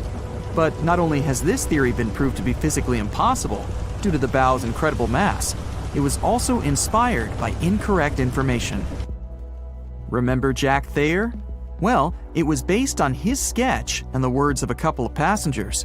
But the truth is, none of them had ever seen the Titanic break down like this. Jack himself even stated in an interview that the sketch was completely out of context to what he had actually seen. It was drawn by a passenger on the Carpathia, the ship that received the Titanic's distress signal and came to its aid. It couldn't be used as evidence. Now that we know this, let's move on to the theories that most people believe in. James Cameron's banana peel theory. Who hasn't seen the legendary movie about the Titanic, right? It became the leader of the 70th Academy Awards ceremony in the number of nominations and awards, and deservedly so. But did you know that James Cameron had been interested in the Titanic for many years and studied the ship's history? His books and research are very detailed, and he even came up with his own version of the events. It's called the banana split theory, and this is actually what you could see in the movie. Here's how it goes. The Titanic reaches a 23-degree angle and fractures down to the keel. The double bottom acts as a hinge as the stern falls down. When the double bottom fails, the bow and the stern separate. The stern lists to port, standing vertically, and then begins to go underwater. This theory is the most scientifically accurate one, along with Roy Mengat's theory. Wait, who's Roy Mengat? Mengat theory. Roy Mengat was an engineer who came up with the most plausible theory for the time being. 2:17 a.m. The lights go out on the Titanic. At this moment, the ship is at an angle of 20 to 23 degrees. Suddenly, the vessel snaps in two just around the third funnel. It causes the stern to settle into the water. The keel fails first. The draft and lower hull are crushed and break apart. Water surges into the bow and stern of the ship through the huge cracks, causing the bow section to sink beneath the waves. The stern rises up to the angle of 70 to 90 degrees, and then it sinks too. This theory seems to make the most sense, but it's quite controversial. The survivors who saw the breakup stated that the stern had settled back with the bow completely missing. Mengat's theory, however, contradicts that statement, while James Cameron's scenario takes this into account. Are you thinking what I'm thinking? The truth must be somewhere in the middle. My version. Now, as promised, I'll provide you with my version of the events. Well, it's not really my theory, more like a combination of Roy Mengat's and James Cameron's ones. I believe that James Cameron was right about the breakup. 2:17 a.m. The ship is at a high angle. The lights go out. Then it snaps into two pieces. The bow starts sinking. The double bottom is still attached to the stern for a minute or so. Once the double bottom fails, the two parts separate and the bow goes down. Then, as Mengat said, the stern rises up at a high angle, and then it begins to sink vertically. It might have actually happened because the survivors stated that they had seen a clean break. This means it couldn't be hidden. And they had also seen the stern staying vertically in the air for a long enough time, probably a few minutes, before disappearing. Anyways, all of these are just speculations. Regardless of how the Titanic broke apart and sank, it was a great tragedy. It's already been 110 years since the Titanic collided with an iceberg and sank. Did you know that in 2022, the Blue Star Line Company is completing the construction of an exact replica of the Titanic? Called the Titanic II liner, the ship will be sent sailing along the same route with 2,400 people on board. Let's hope that everything goes well for them. Meet Arthur John Priest. No, he isn't famous for being a painter or for discovering some long-lost treasure. He didn't invent some cool gadget or break any world records. No, Arthur John Priest is famous simply for being unsinkable. Proving one can be both lucky and unlucky at the same time, Priest was involved in and survived several mishaps at sea, including the fateful maiden voyage of the Titanic. Priest was not a rich man interested in sailing for pleasure. He was part of the working class, employed as a stoker or fireman, stuck for hours within the hot bowels of large steam-powered vessels. His job was dirty and difficult. He was responsible for keeping the furnaces lit, feeding them coal to ensure enough steam was produced for the engines to work. He had to be careful about not overheating the system or setting fire to the whole ship. The furnaces had to be carefully watched and constantly fed. He breathed it all in a while, working and fighting with the sweat and the dirt. He would often work shirtless because of the heat and was always covered in black coal dust. And when he finally had a break, his shared living quarters were nearby in the same part of the ship. He must have been good at his job, though, because he had no trouble finding work. But wherever he went, bad luck seemed to follow. The first incident was a mild one. As a young man, Priest worked on the RMS Asturias. The passenger liner first set sail in 1907, traveling between Southampton in the UK to Buenos Aires in Argentina. At some point during its maiden voyage, the ship suffered a small collision. The damage was bad enough that the ship returned for repairs. Thankfully, there were no reports of any serious injuries. Priest, unfazed, simply went to work on another ship, but his bad luck lingered on the Asturias. In 1914, the Asturias became a hospital ship, helping care for sick men and women around Europe while bringing them home to England. But in March 1917, at just around midnight, the ship was struck by a foreign object. Its hull was breached and the engine room flooded. The captain ordered everyone to abandon the ship, sending crew, patients, and health staff scrambling for the lifeboats. The vessel was still moving, powering through the water because the main controls, located within the flooded engine room, could not be turned off. The captain refused to leave the ship while people were still trying to escape. He was able to aim the Asturias towards Bolt Head, where it finally hit land and couldn't sink. The remaining lifeboats were lowered and the final survivors made it to safety. When they studied the damage on the ship later, the Asturias was declared a total write-off. It might be hard to pin this particular disaster on Priest. After all, he wasn't even on the ship at the time. But it seemed that many of the ships on which he served were destined for trouble. His bad luck followed him to his next job on the RMS Olympic, a massive ocean liner. The Olympic was big. In fact, it had been designed and built as part of the fleet that included the Titanic. But with size came sacrifice. The Olympic was great at moving in one direction, but very difficult to handle when it needed to turn. It was September 1911. The Olympic was trying to alter its course. The Hawk, a smaller ship sailing nearby, didn't give the larger vessel enough room to maneuver, and the two slammed into each other. Because the Hawk was engineered to deal with potential confrontations when out at sea, its reinforced bow tore through the Olympic. Two large gashes appeared on the ocean liner's side. The propeller shaft was badly twisted, and worse, the ship began to take on water. Somehow, the Olympic made it to shore without sinking, and nobody was seriously hurt. Priest had no idea that this was just a small taste of what his future held for him. He next found employment on a brand new ship, a better ship, an unsinkable marvel that was said to be the biggest vessel to have ever been built. Yes, he was going to work on the Titanic. And what a job! It took 29 boilers, requiring 850 tons of coal a day to produce enough steam to power the Titanic. Priest was just one of 150 stokers toiling away in the ship's underbelly, keeping those fires burning day and night. He made around $30 a month. But on April 14, 1912, he would find himself flung from a world of extreme heat to one of blistering cold. At approximately 11:35 p.m., the crew spotted an iceberg. The Titanic tried to avoid it, but the alarm had been sounded too late. 5 minutes later, the two collided. The iceberg tore through the hull, and the once watertight compartments inside were badly ruptured. As the cold Atlantic water flooded in, the ship began to sink. Distress signals were sent, but the closest ship, the Carpathia, was over 3 hours away. In the dark of night and stuck in the middle of nowhere, the crew and passengers panicked.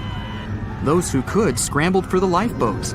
Others jumped into the icy waters. In total, only 706 survived that terrible night. Priest, at the time of the collision, was down in the ship's lower quarters. He was on break, relaxing from a hard day of work.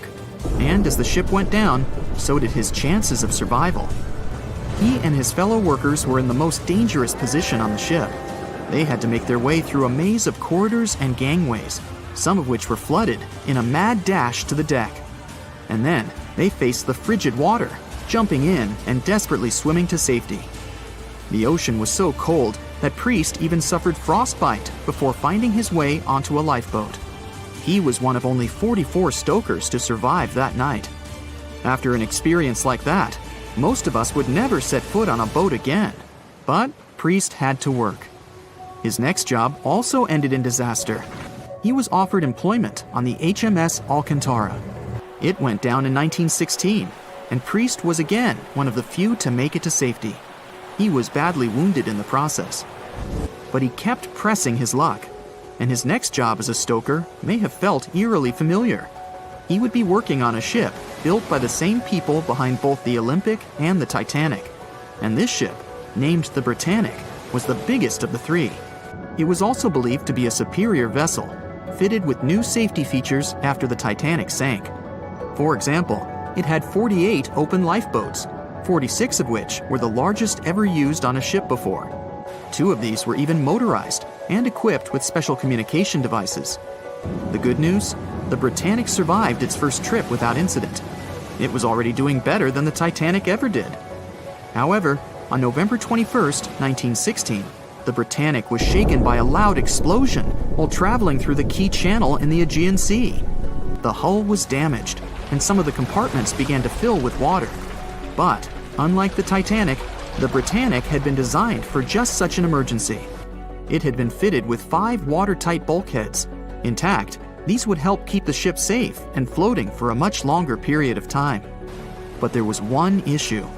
Portholes along the lower decks had foolishly been left open. As the ship tilted, the portholes let in water, which flooded the Britannic and hastened its descent into the sea.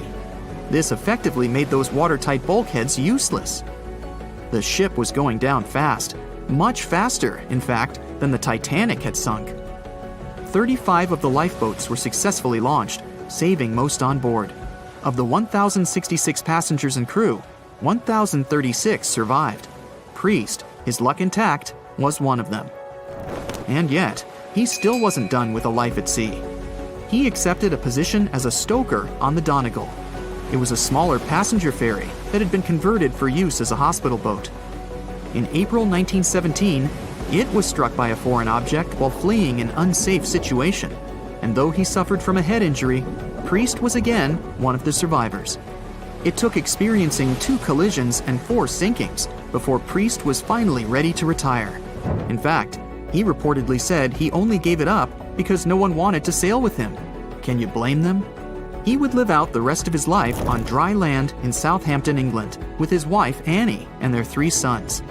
But Arthur John Priest would always be remembered as the unsinkable stoker. Staying in the water that's 70 degrees Fahrenheit for a long time definitely won't do your health any good. A water temperature of 50 degrees Fahrenheit is a nightmare. It feels much colder than the air of the same temperature. The passengers of the Titanic were in 28 degrees Fahrenheit water. Can you imagine how cold it was? Even the iceberg that the Titanic met was warmer. The water didn't freeze because of the high salt content. But what if the temperature had been higher? What if the Titanic had sunk in warm water, say 120 degrees Fahrenheit? Theoretically, this could have happened had the waters of the North Atlantic met a warm undercurrent from the southern part of the ocean on disaster day. But this heat wouldn't have been enough. The ocean area is too vast, and the temperature is too low at night. The warm undercurrent alone wouldn't have made a difference for people who were overboard. But if the Titanic had sunk in another place at one particular moment, perhaps then all people could have been saved, thanks to an incredible natural phenomenon. Now, on board everybody, our voyage to a parallel universe begins. It's a moonless night on April 14th through 15th. The Titanic crashes into an iceberg. Icy water floods the lower decks. The captain sends a distress signal. The nearest rescue ship, Carpathia, is 58 miles away from the sinking Titanic. At maximum speed, Carpathia will get there in 4 hours. That's quite long, even in warm tropical waters, since your body loses heat anyway. The Titanic begins to sink. The crew downs lifeboats. Some of the passengers jump overboard. The ship is going under the water. There are no boats left, so you jump along with other passengers. It feels as if you got inside a huge iceberg. The water is so cold that it's hard for you to move. You can't even scream because there's no air in your lungs. But at this moment, you feel a pleasant warmth coming from the depths. The heat rises above your knees and waist, then reaches your neck. Finally, you regain control of your muscles and can breathe deeply. You notice that all the other passengers feel the same warmth. The water becomes a little hot. It makes you happy. But in a moment, horror replaces your delight. The ocean begins to foam. And not because of the high temperature, but because something is rising from the ocean floor. You hear a heavy, low sound coming from the depths. It's not a sinking Titanic, but something bigger. You can see a huge iceberg nearby. It's melting, and a huge chunk is breaking off from it. 1 million bubbles appear on the surface. Then you feel something hit you in the leg. Thousands of strange lightweight rocks are rising from below. There are also massive plates among them. People use them as lifeboats. You climb on one of those rocks and look at the ship. It doesn't sink, since all the water is bubbling and pushing the vessel up. You take one of the small rocks and understand everything. It's pumice. An underwater volcano has woken up right under the ship. Thousands of tons of volcanic rock are floating to the surface. When it erupts, its magma shakes the entire space, heats the water, and destroys the seabed. But it doesn't result in anything destructive on the surface. The enormous pressure of hundreds of millions of gallons of water suppresses the volcano's power. Molten rocks of the Earth's crust are pressed against the seabed, and pumice rises to the surface. And here's why it happens. The upper part of Earth consists of many solid parts, tectonic plates. These plates collide with each other and divide. And when one part separates from another, the magma immediately comes up. So, all volcanoes are these unstable fault sites. If the Titanic had sailed over one of these areas during an eruption, many passengers would have been saved. Back in the parallel universe, you notice the Titanic starts sinking again. The water is no longer bubbling. The volcano has gone out. In a matter of seconds, the ocean turns icy again. Fortunately, you have your pumice lifeboat. This is enough to wait for rescuers. But let's imagine a situation with no underwater volcano and an iceberg. A situation when the water was warm from the very beginning. One of the engines in the motor compartment of the ship breaks down. Several pipes burst because of increased pressure, and now there's a crack in the ship's body. Water is filling the lower decks. The ship is sinking. People evacuate on lifeboats. There's less panic since the night is warm and no one is freezing. Each passenger gets a life jacket. The ship is breaking. You understand that you have to jump. The Titanic goes underwater. Many passengers fall overboard in horror. They dive into the dark ocean and immediately come to the surface. Panic and complete chaos take over. The ship disappears in the dark, and finally, it's all silent. A few minutes pass, and you notice there's no panic at all. The water is warm. Almost all passengers have life jackets. Someone is floating on the wooden ship wreckage. After a couple of hours, the water no longer seems so comfortable. The ocean takes away your body heat. To keep warm, passengers swim closer to each other in a tight circle. Yeah, now it's quite possible to wait for another couple of hours till the rescuers come. People on lifeboats sail closer and take those who freeze on board.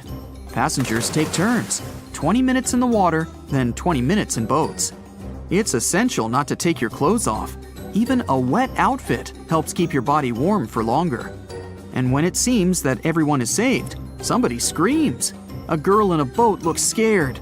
She trembles with fear and points her finger into the black water. Passengers try to see what's there and notice a triangular fin. 1, 2, 3. There are so many of them! The noise of the sinking ship has attracted a group of sharks, and now they are circling the survivors, hoping to satisfy their hunger. They're swimming slowly. It doesn't look like they're going to attack. But you should keep your eyes open, as these fish are some of the world's most aggressive and dangerous sharks, the bull sharks. They can be agile, fast, and unpredictable. They don't swim in the cold waters of the Atlantic, but the water in this parallel universe is perfect for them. The sharks are strong and sturdy.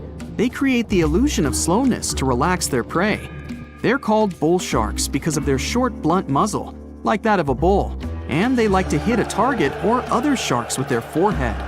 Several fish are ramming boats. Someone falls into the water. Fortunately, people help them back on board. The sharks aren't going to retreat. Chaos and panic ensue. People are screaming and splashing the water with paddles to scare away the fish, but it doesn't help. One of the sharks opens its toothy mouth and clings to a boat. At this moment, you notice more fins nearby. A pack of great white sharks arrives at the party. They are some of the most dangerous animals on the planet.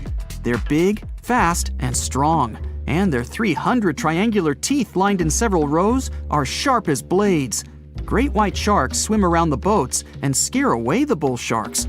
You fall off the boat and see a big fin approaching you. Fear awakens the survival instinct in you. You're trying your best to swim away from the shark as far as possible. Of course, it's useless, since the shark is much faster and will definitely catch you. You feel your foot touching the shark's nose. The other foot gets into the toothy mouth. You scream in horror. After a second, the shark lets you go. Great white sharks rarely attack people. If they bite, it's just to test you. After all, The shark's favorite prey is seals. It simply loses interest if it realizes you aren't a seal. But if the shark is starving, it doesn't matter to it what kind of prey you are.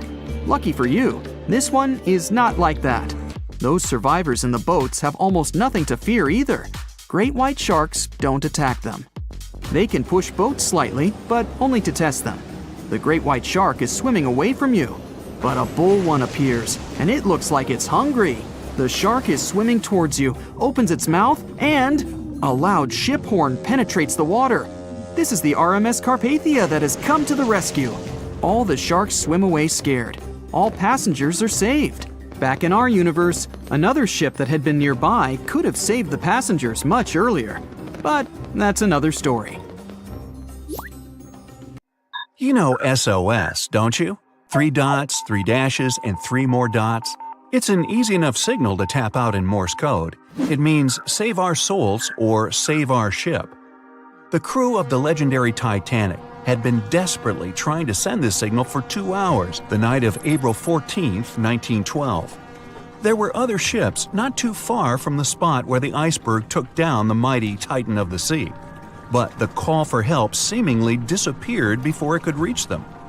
The passenger ship SS Mount Temple did pick up a signal and try to respond, but the Titanic never got the answer.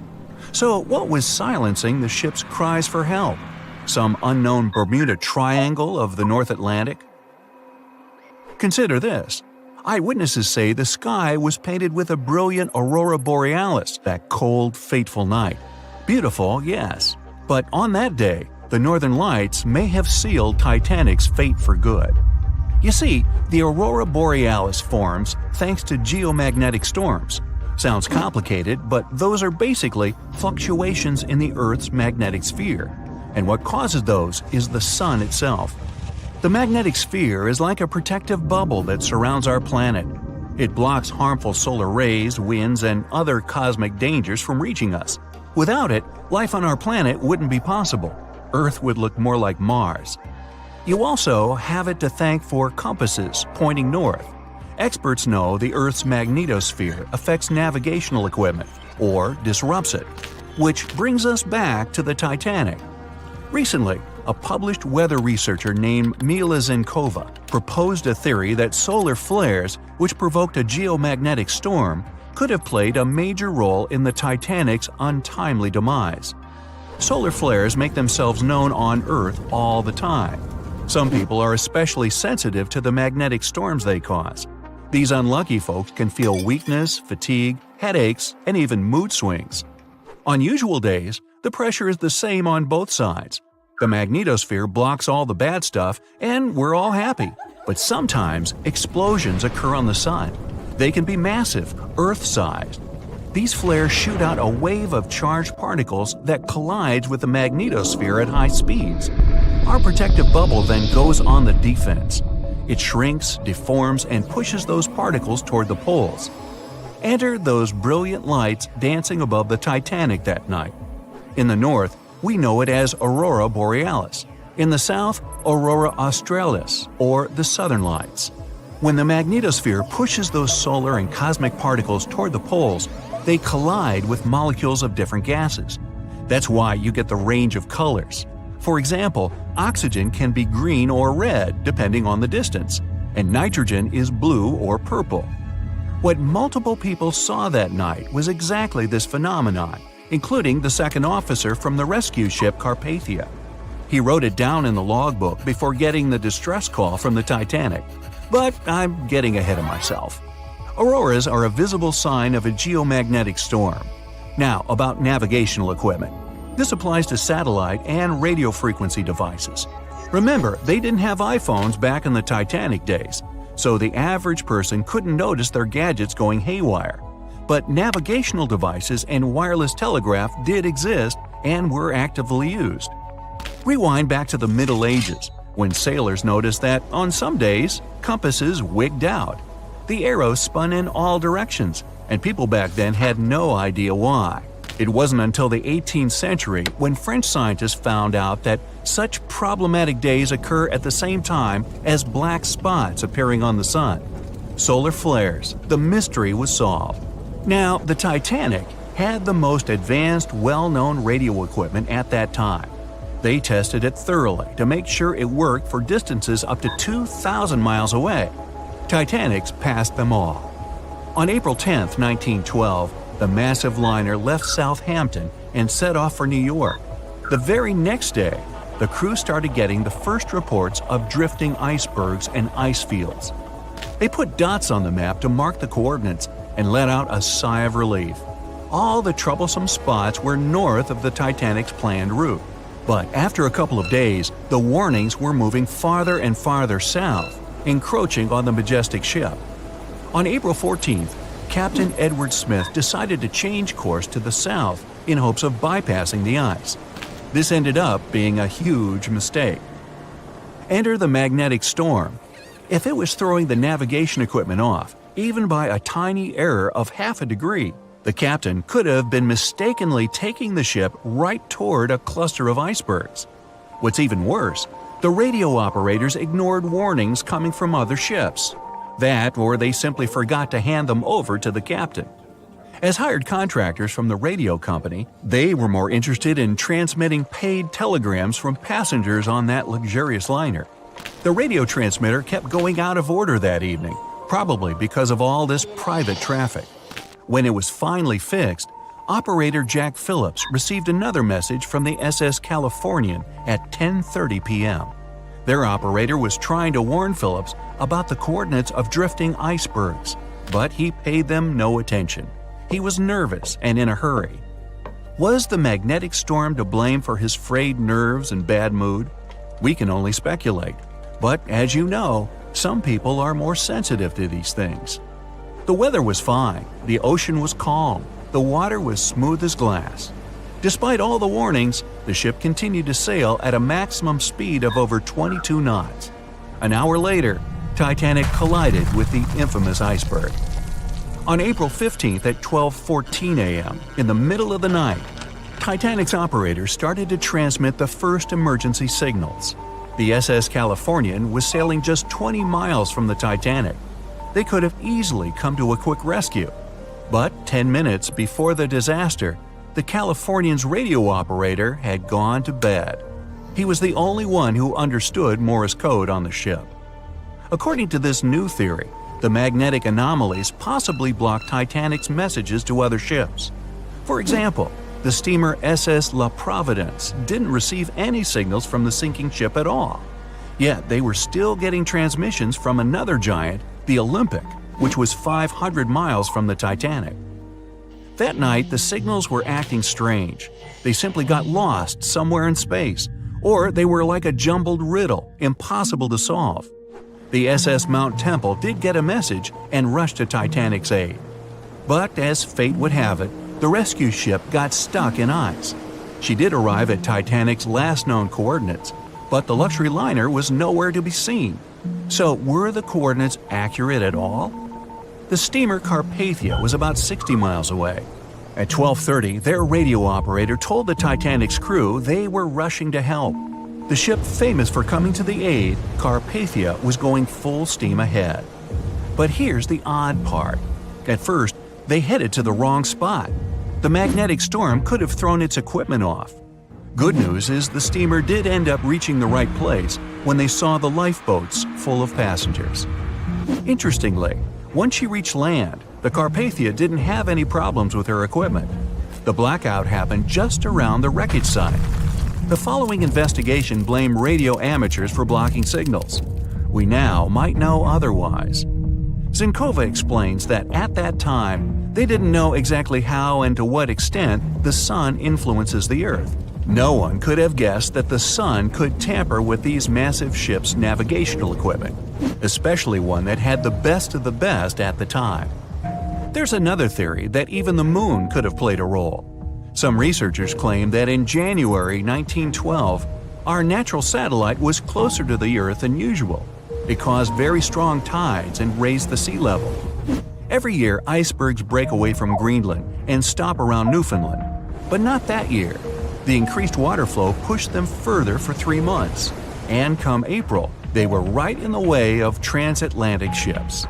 Unfortunately, it was a recipe for disaster when it came to the mighty Titanic. No one could ever have imagined that the unsinkable Titanic would collide with an iceberg, except for one man, William Thomas Stead. Well, not directly, of course. It's not like he jolted out of bed one day, envisioning the fall of the Titanic.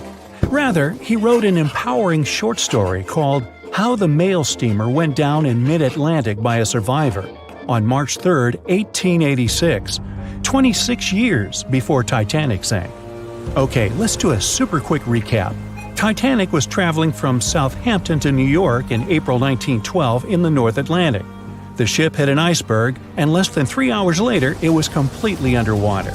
Out of 2,208 people on board, just 706 survived due to the limited number of lifeboats and icy cold water. Another passenger ship, Carpathia, heard the distress call, picked up the survivors, and brought them safely to New York. The short story William Stead wrote was about Thomas, a British sailor, who got on a passenger liner bound for the U.S. At one point, the protagonist realized there weren't enough lifeboats for everyone on board the ship in case something happened. A couple of days later, heavy fog covered everything in sight. Luck was not on the liner's side, and it collided with a stray ship, just like Titanic struck an iceberg. Only 200 out of the 916 people made it safely to the U.S. The main character managed to survive by jumping into the water and climbing into one of the lifeboats. Now, you'd think that the story riled up everyone in the industry to add extra lifeboats on ships. But sadly, it received very little attention when it was published. Even more tragically, William Thomas Stead was on Titanic when it sank, and he didn't make it. The survivors who knew Stead mentioned that he had always been cheerful and had loved to chat during meals. He complimented the ship's design and how sturdy it was. Witnesses also talked about how he had been helpful when the ship had been sinking, having given his life jacket to someone else. He was a journalist by profession and was on his way to New York for a ceremony. One of his most important contributions to modern journalism was the use of illustrations in every newspaper article. He also introduced newspaper interviews, and they're still used to this day along with illustrations. But this story wasn't the only published work that predicted the disaster. Morgan Robertson was an author and former ship captain who wrote short stories and novels. His most notable novella is The Wreck of the Titan. It's also known as Futility. The book was written in 1898, 14 years before Titanic. It was a fictional story about the Titan, an ocean liner similar to Titanic, which was crossing the North Atlantic. It's also a coincidence that Titan was just as fast as Titanic and shared many other similarities, like size and design. The book described it as unsinkable and the largest ship to hit the ocean at the time. That's what they said about Titanic, too. Another eerie similarity was the limited number of lifeboats it had. The story took place in April, and that's when Titanic set off on its journey and hit the iceberg. The Titan story also mentioned that barely anyone had survived that horrible accident.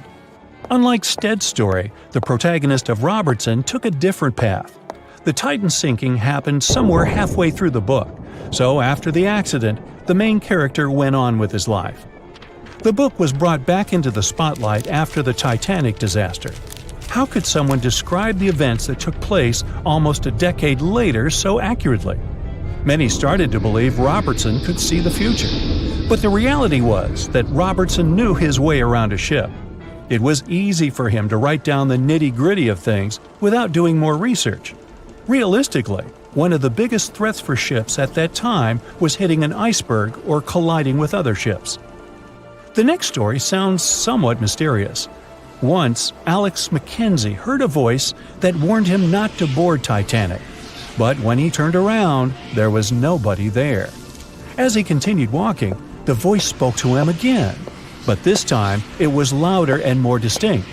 He took the warning seriously and decided to cancel the trip and go back to Glasgow, Scotland, his hometown. His grandparents weren't too happy to find him back home instead of on Titanic. After all, the ticket was very expensive. That disappointment very soon disappeared when they heard that the ship had struck an iceberg. John Coffey was a member of the crew of Titanic, but he decided to ditch the ride when the ship stopped at his hometown in Queenstown, Ireland. His inner voice told him to get off the liner, and he did. He was only 23 at the time, and for someone his age, it could be a major career boost and an opportunity to grow. Despite the horrible tragedy, the guy signed to work with the RMS Mauritania just months after the Titanic sinking. Talk about commitment. Some added info was revealed about what may have contributed to the fall of Titanic. The constructors insisted that the ship was unsinkable, but many people later theorized that the vessel's steel plates had been too frail for the freezing Atlantic water. It may have caused the rivets to pop, allowing ocean water to seep inside. Another theory is that there may have been a fire in the hull of the Titanic that had been raging for 3 weeks before the voyage.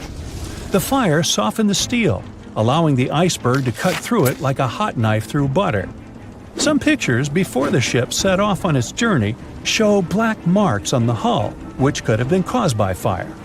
Either way, the iceberg would have caused significant damage in any case, no matter if there was a fire or not. Some people also blame those who designed the Titanic. The ship was built with large joints at the bottom, which probably snapped easily during the collision. Of course, these are all theories, but we know for a fact that the iceberg was the main character of this drama, and that the works of Stead and Robertson should have been taken seriously. Either way, this should be a lesson for the future, helping to prevent similar tragic accidents. By the way, ocean liners and passenger ships wouldn't exist if it hadn't been for Thomas Newcomen. In 1712, he invented a steam engine that was so strong it could produce enough energy to power a ship. And a century later, in 1819, the first steamship traveled across the Atlantic Ocean to Liverpool, UK. It only took the vessel 29 days to cross the ocean. The passenger ship industry boomed in the early 1900s when it became easier for people to move to America or go on holidays. As decades rolled by, the use of aircraft stole the spotlight from passenger ships since planes were faster and more efficient. Nowadays, it's quite rare for a passenger ship to collide with anything in open water. Modern technologies can detect anything that can pose a threat and even predict stormy weather. Cruise ships these days are giants compared to the vessels of Titanic's era. Modern ships can carry almost twice the number of passengers and have amenities folks back then could only dream of. Most cruise ships these days have several restaurants to choose from, multiple swimming pools, and game rooms to catch a break. If you're in the mood for some fun, you can watch live performances. Don't forget about the helicopter pad, because why not? Don't worry if you start feeling unwell.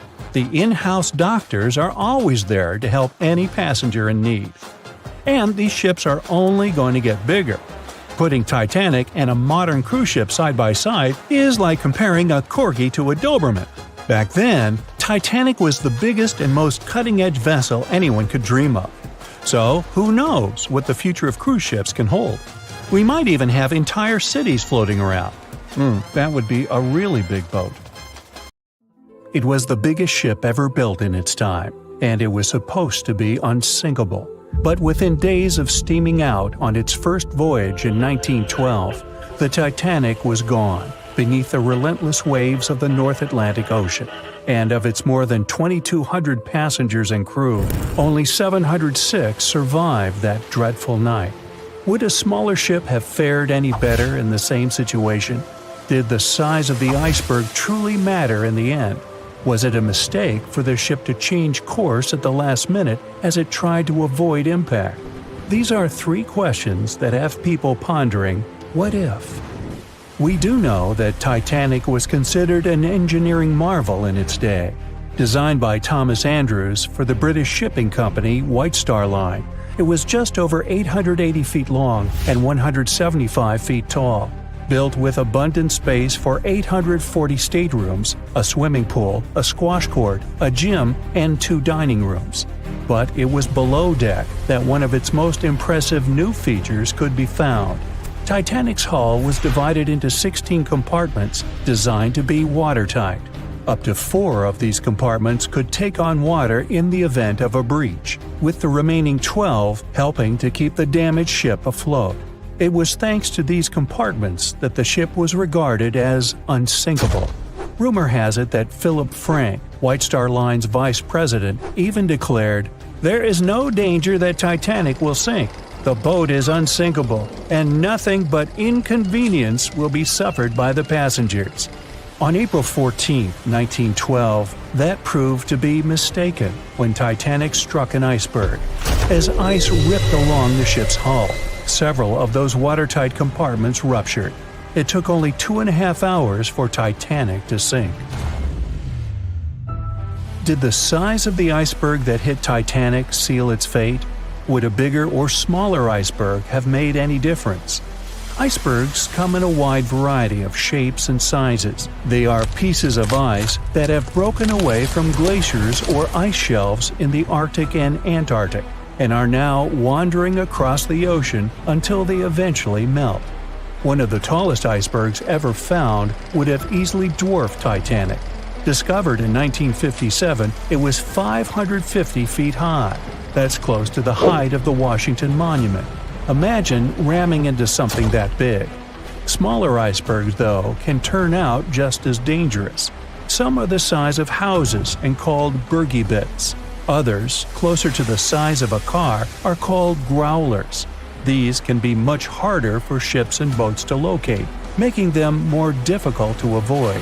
And though smaller, they can produce a lot of damage when hit. It's also critical to recall that icebergs are always bigger than they seem, with the majority of their mass lurking below the ocean surface. In fact, over 80% of an iceberg's volume is underwater. Most of its sharp, jagged edges cannot be seen.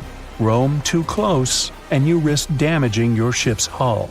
Because Titanic had little notice of its impending doom, a smaller iceberg, struck at the same angle, could still have been enough to bring that mighty ship down.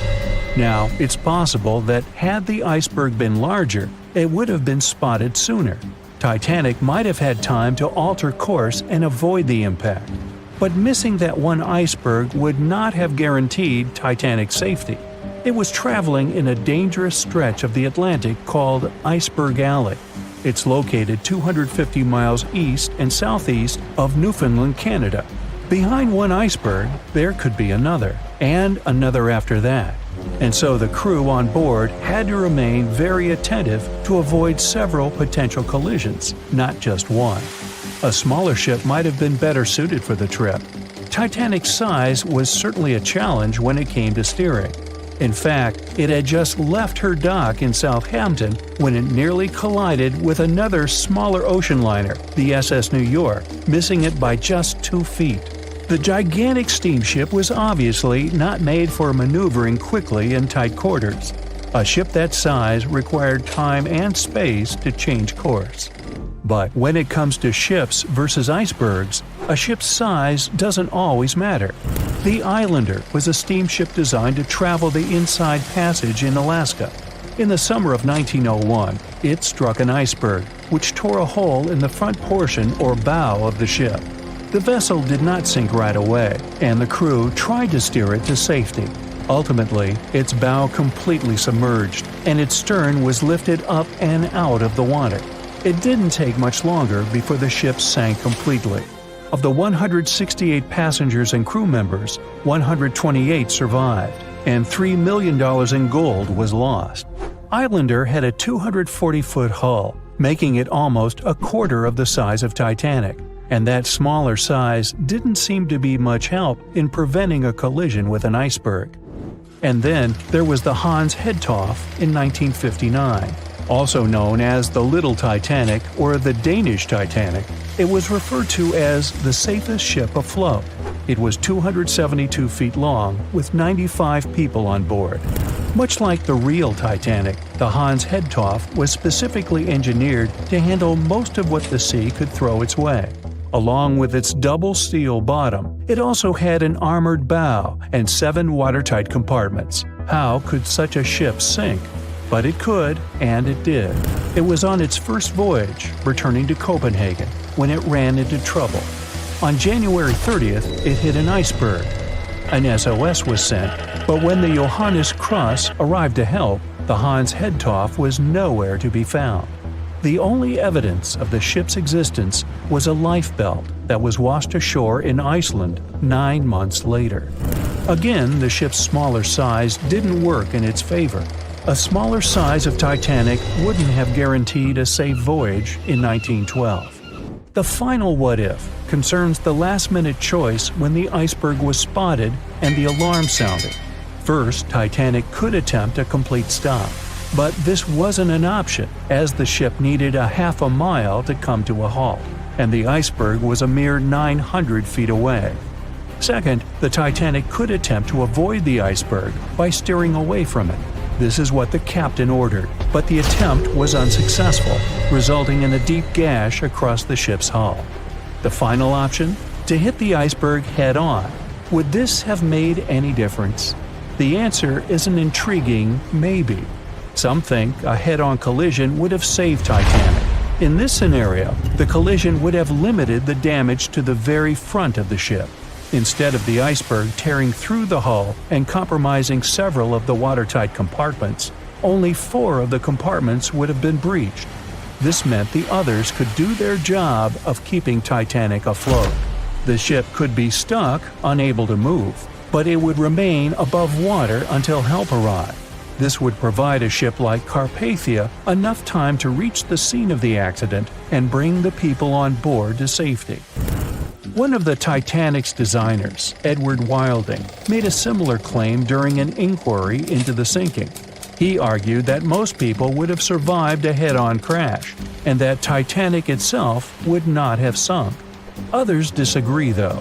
First, the special bulkheads on Titanic were designed specifically to protect the ship against collisions with other vessels, not with icebergs. These compartments would crumple upon impact, absorbing some of the force while the other ship absorbed the rest. Though the damage would still be extensive, the remaining bulkheads would keep the ship afloat. But an iceberg does not have the same flex in a collision as you would experience with another ship. Most of the force would be absorbed by Titanic, resulting in greater damage to the ship. Even worse, the impact would be carried through the full length of the ship. Rivets would burst, seams would tear, the compartments would quickly flood, and the ship would sink even faster, resulting in fewer survivors. In any case, as with most what-ifs, we'll never really know the answer. As tragic as Titanic's first and last voyage was, it did result in changes that helped make venturing out to sea much safer. Findings from hearings on the disaster led to the creation of the International Ice Patrol, or ICC, in 1914, an organization that tracks icebergs in the Atlantic and Arctic Oceans to ensure vessels in the area can avoid them. In the US and Britain, ships were obligated to carry enough lifeboats to accommodate every person aboard. Regular lifeboat drills were made mandatory. And finally, the bulkheads on ships were made higher to keep water out, and bottoms were stretched to create double hulls, helping make the compartments truly waterproof. There's no denying that Titanic was a terrible tragedy, but the lessons learned from that night to remember has helped prevent many more. April 14, 1912. The dark night was filled with horrible sounds of a giant metal vessel breaking into two. The largest ship of that time collided with an iceberg that was on its way. The Titanic, one of the biggest stories of the 20th century that people still talk about. The starboard side of the giant vessel brushed up against the iceberg. It was 11:40 p.m. when things started going wrong. This iceberg caused enough damage for at least 5 watertight compartments in the hull to start filling with water. The crew immediately began a brief investigation to see if they could do anything and fix things. They had no one to rely on, all alone in the darkness of the cold night, far away from the land. The North Atlantic Ocean, around 400 miles south of Newfoundland, Canada. They needed time to figure out how to bring people to safety. They had some time, true, but not enough. If you watched the movie, you know the ship didn't plunge immediately after the icy doom had happened. The whole process lasted a good 2 hours and 40 minutes. But the situation was hard. There were 2,200 people to take care of, including crew and passengers, and things happening on the ship were chaotic. The chief designer, Thomas Andrews, soon realized they wouldn't be able to stay afloat. By midnight, the entire crew had begun preparing the lifeboats for launch. They had 20 boats with space for only 1,178 people, which was just a bit more than 50% of the people on board. The order was to get women and children to safety first. Crewmen were there to row and guide the boats. The scene over the next 2 hours gradually started escalating. The crew members had a task to wake up passengers and warn them something bad was happening. They wanted to place them into a fleet of lifeboats as soon as possible. At 12:15 a.m., some crew members sent out a distress signal. A steamship called Frankfurt was among the first ones that received the message and responded, but they were about 170 nautical miles away. Some other ships also got the message and offered their assistance, but sadly, they were too far away as well. At 12:20 a.m., the Cunard liner Carpathia got a distress signal from the Titanic and changed its course right away. They were 58 miles away at the time, and it would take them more than 3 hours to get there. 20 minutes later, the crew was lowering the first lifeboat. It was carrying only 27 passengers, although it had room for 65. Many of the lifeboats that were launched first were well below capacity. Crew members were worried, thinking the Davids wouldn't be able to hold a fully loaded lifeboat. And in the beginning, many passengers were just too afraid to leave the ship. They still thought Titanic was unsinkable and couldn't imagine the scenario that was going to happen 1 to 2 hours later. The crew was firing the first of 8 distress rockets. Unsuccessful. No one was close enough to help. By 1:20 a.m., they lowered 10 lifeboats. Number 8 had only 28 people in it. One of the passengers on the number 10 was 9-week-old Melvina Dean. She would later become the last survivor who lived until 2009 and turned 97. It was 2 a.m. already. 3 of the collapsible boats were the only lifeboats that remained on the ship. The bow of the vessel had sunk low and had tipped far under the surface. People around it could now clearly see stern propellers above the water. Crew members were lowering collapsible lifeboat D from the roof of the officers' quarters with over 20 passengers in it. As the ship's bow went under, the water was washing collapsible A from the deck. Those 20 people were struggling because their boat was partly filled with water. As crew members were trying to release collapsible B, it fell. Before they righted it, the water swept it off the ship. 30 passengers still managed to find safety on the overturned lifeboat. At 2:17 a.m., the ship's wireless operator decided to transmit one last distress call. A minute later, the light on the ship finally went out. Titanic and all left on board plunged into darkness. The bow continued to sink, and the stern was rising higher above the surface, which placed great strain on the midsection. Horrible sounds were filling the night. Titanic, this massive, legendary ship so many people placed their hopes in and were excited about, broke into 2 between the 3rd and 4th funnels. Reports would speculate it took about 6 minutes for the bow section to reach the ocean bottom. The stern settled back in the water before it rose again into a vertical position. It remained in this situation until it finally disappeared into the ocean. At 2:20 a.m., the stern apparently retained air inside, and water pressure crushed it as it went down. The stern landed about 2,000 feet away from the bow. People consider the Titanic the fastest ship in the world. They thought it was unsinkable because 4 of its compartments could be flooded, and that still wouldn't cause a critical loss of buoyancy. Its life was problematic since its beginning. While the ship was leaving port, It moved within a couple of feet of the steamer New York. It managed to safely pass by, which was a huge relief for all those worried passengers massed on the ship's decks. Titanic sailed off on the 10th of April. Its first journey was across the highly competitive Atlantic route. On the launch day, the Titanic became the biggest movable object in the history of humankind, 882 feet long, 92 feet wide. Not that big if you compare it with today's ships. The biggest cruise ship in the world today is Royal Caribbean's Symphony of the Seas, which is roughly 5 times the size of Titanic. If you put that ship in a vertical position, it would be nearly as tall as the Empire State Building, which is 1,250 feet without antennas. But Titanic was a huge attraction back in its time. At one moment of their journey, they stopped in France, after which they made another stop in Ireland. Once the final passengers boarded, the massive ship set out at full speed for their final destination, New York City. 4 days after the beginning of its journey, Titanic failed to divert its course from a huge iceberg, the story we all know about. Only 700 people survived, and most of them were women and children. The night was extremely cold, 1 hour and 20 minutes after Titanic had gone down to the bottom of the ocean. Survivors weren't even sure someone was coming to save them. Finally, they saw the light.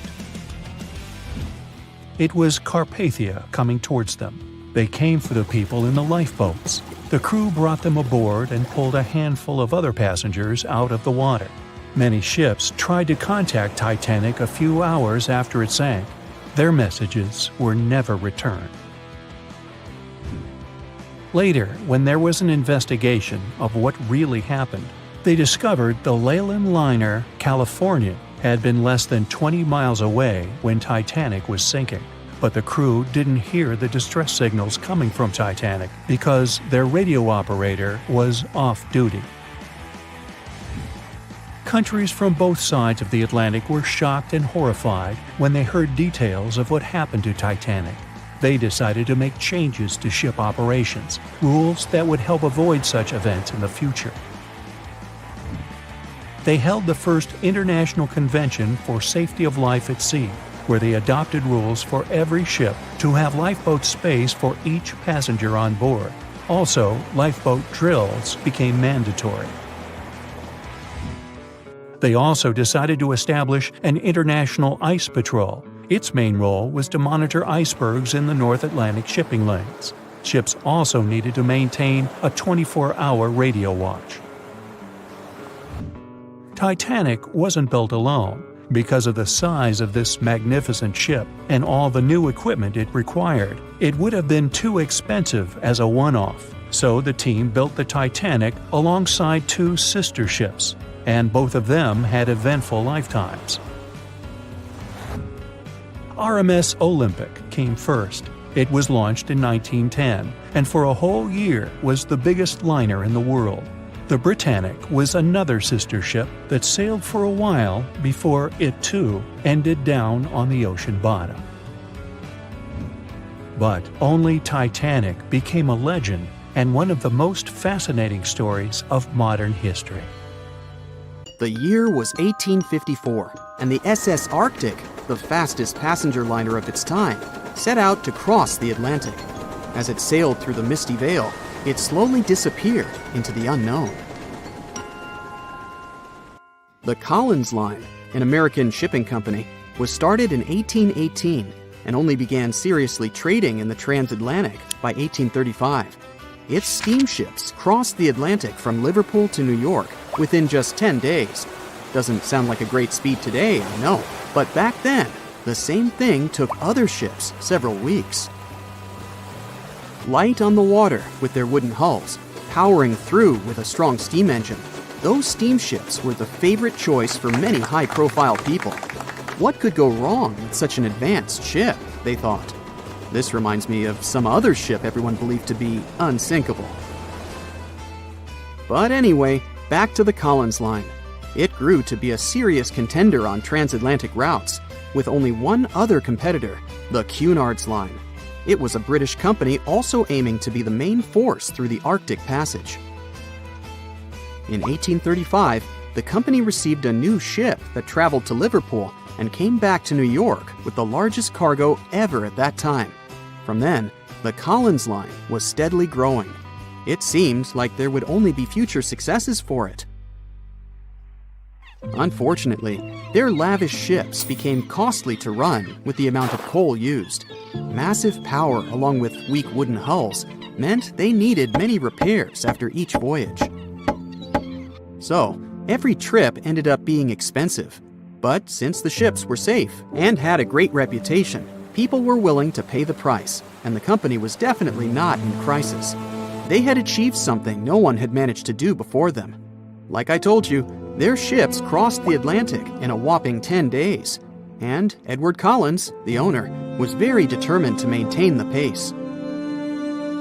Their 5 ships easily outran the Cunard's Line of only 3. With this great praise, it provided more attention. Though the Cunard's ships were slower with their iron hulls, they believed there was still profit, regardless of how slowly they sailed. Among Collins' ships, the Arctic, the third of them to be launched, was the largest, reaching 284 feet long, with 2 side-lever steam engines, each with 1,000 horsepower. The paddle wheels made 16 revolutions a minute when at full speed. At the time of its launch, the press called it the most stupendous vessel ever constructed in the United States. But glamour and fame couldn't avoid what would come next. On the 27th of September, the Arctic was on its journey from Liverpool to New York, continuing a speed pace through the thick fog. It's possible that by that moment, after 4 years of record-breaking trips, the crew became overconfident with their sailing and the ship. Going only 50 miles from Newfoundland, they carelessly continued through the fog with no radio contact, sonar, or any other form of identifying objects, equipped only with Morse code. A smaller ship, the SS Vesta, which operated as a fishing vessel, often worked around Newfoundland. It was passing through the same path as the Arctic and crashed into its side. Shocked by the collision, the captain of the Arctic offered help to the much smaller Vesta, but it was soon clear that the damage that seemed minor on the Arctic was far worse. Beneath the waterline, a hole was letting water into the hull. The cost of the much faster wooden hull now seemed less valuable. They steered toward land, trying to plug the holes, but they weren't doing so well, and the seawater continued to pour in, filling up higher and pushing the ship down. And finally, once the engine room was full, it put out the boilers, taking away the massive power the Arctic was once legendary for. They moved slowly until coming to a complete stop. The ship continued to sink, and the order was to abandon it. At the time, maritime law allowed for the Arctic to carry only 6 lifeboats, only capable of saving 180 people. The crew and some of the passengers managed to push their way aboard and took most of the seats on those boats. Things were pretty wild, and everyone forgot about their manners, not letting the ladies and the youngest ones board first.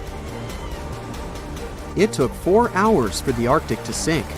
150 crew and 250 passengers were on board. Those that weren't able to find a lifeboat made a desperate attempt to build their own rafts from parts of the ship.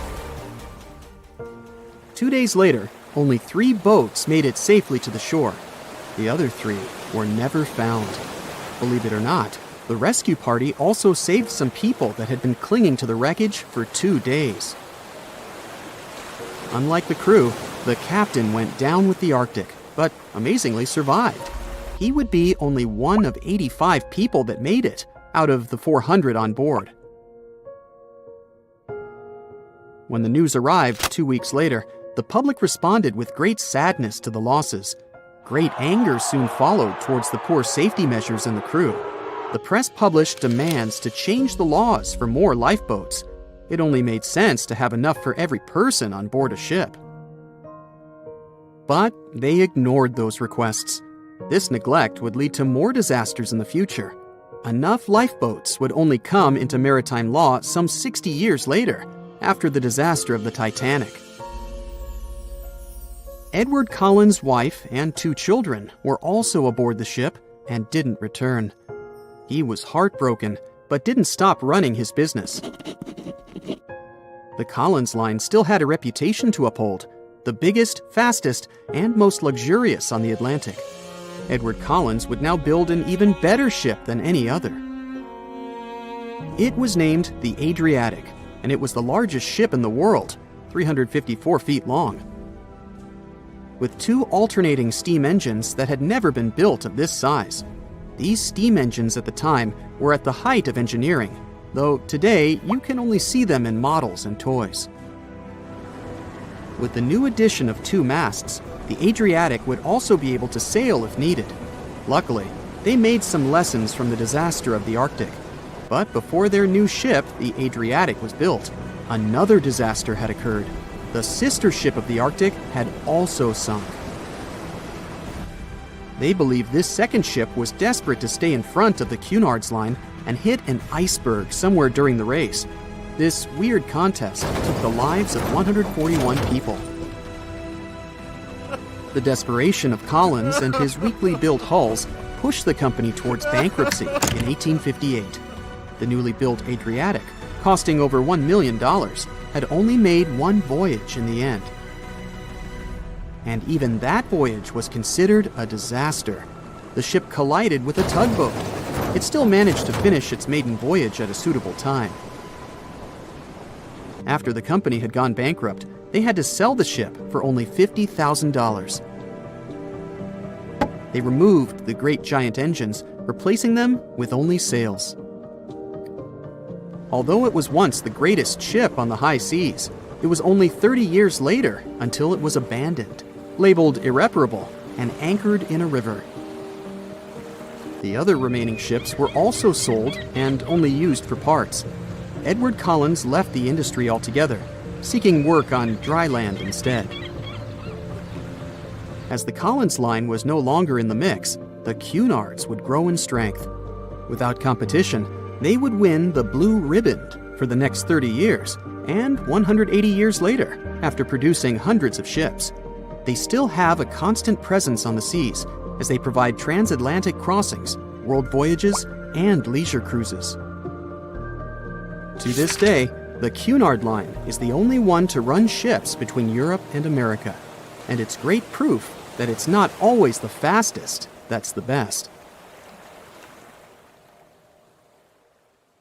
Thick fog is rising over the ocean as the sun is slowly sinking towards the horizon. It's hard to see further away than a few dozen feet, but that's enough to notice a hulking, skeletal shape in the distance. As your ship approaches the figure, your heart beats faster, and then you make out the details of another vessel, abandoned by the looks of it. Ghost ships do exist, and their mysteries aren't always solved. Take MV Hoita, for example. It was a wooden vessel built in 1931 as a luxury yacht. It had served well to various people over 20 years before it was bought by a Samoan sailor and became a merchant ship. In 1955, though, Hoita's service came to an abrupt and mysterious end. On October 3rd, it set sail for another trading voyage that should have taken no more than 48 hours. Delays happen in the sea, so when Hoita didn't arrive on October 5th as scheduled, there was little worry yet. But then it failed to come on the following day too. There was no distress signal or any other sign of Hoita's presence anywhere between its departure and arrival points. A search and rescue party was dispatched to find the ship, and for 6 days, they were scouting the area of nearly 100,000 square miles. On October 12th, the mission returned to the base empty-handed. Hoita vanished without a trace. It was only a month later that another merchant ship, Tuvalu, noticed the missing vessel far away from its route, drifting in the open sea and listing heavily. The sailors boarded the ship and found that all of its crew and passengers, 25 people total, were missing, along with all the cargo the vessel had been carrying. The radio was tuned to the International Distress Channel, meaning that the crew had been trying to ask for help, but they couldn't reach anyone because the radio cable had been damaged, limiting the range to 2 miles. The lifeboats were missing as well, indicating that people on board must have left the ship. Unfortunately, they seem to have taken the logbook with them, leaving the rescue team clueless as to what had happened. Even today, the mystery of MV Hoita hasn't been solved yet. No one knows where the crew and passengers had gone and what had caused them to leave. SV Carol A. Deering wasn't a ghost ship in the usual sense of the word. There are no sightings of it in the open sea. Instead, it was found on the shore, but the circumstances of it running aground are a puzzle shrouded in mystery. Carol A. Deering was built in 1919 in Maine, and it was a large vessel made for commercial voyages. Unfortunately, despite its large cost of construction, it had only served for a year before its last trip. July 19, 1920. The ship was traveling from Puerto Rico to Rio de Janeiro via Newport News to deliver a cargo of coal. It was almost halfway to the final destination when the captain fell seriously ill, and the crew turned back to drop him and his son off and replace the captain. The voyage went without incident, but when it came to Barbados in December to resupply, there were strange moods among the crew. The first mate didn't seem to be happy with the new captain.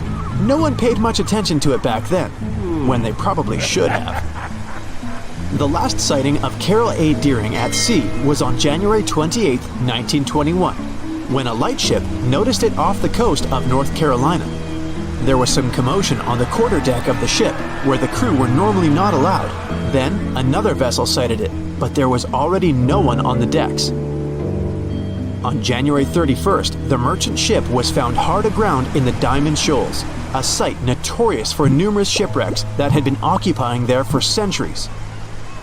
When the search and rescue party boarded the ship, they found it abandoned, the log and personal belongings of the crew gone, along with the 2 lifeboats. There is still no answer to what happened on board of Carol A. Deering that January, although the most popular version was mutiny. Maybe we'll never find out the truth though.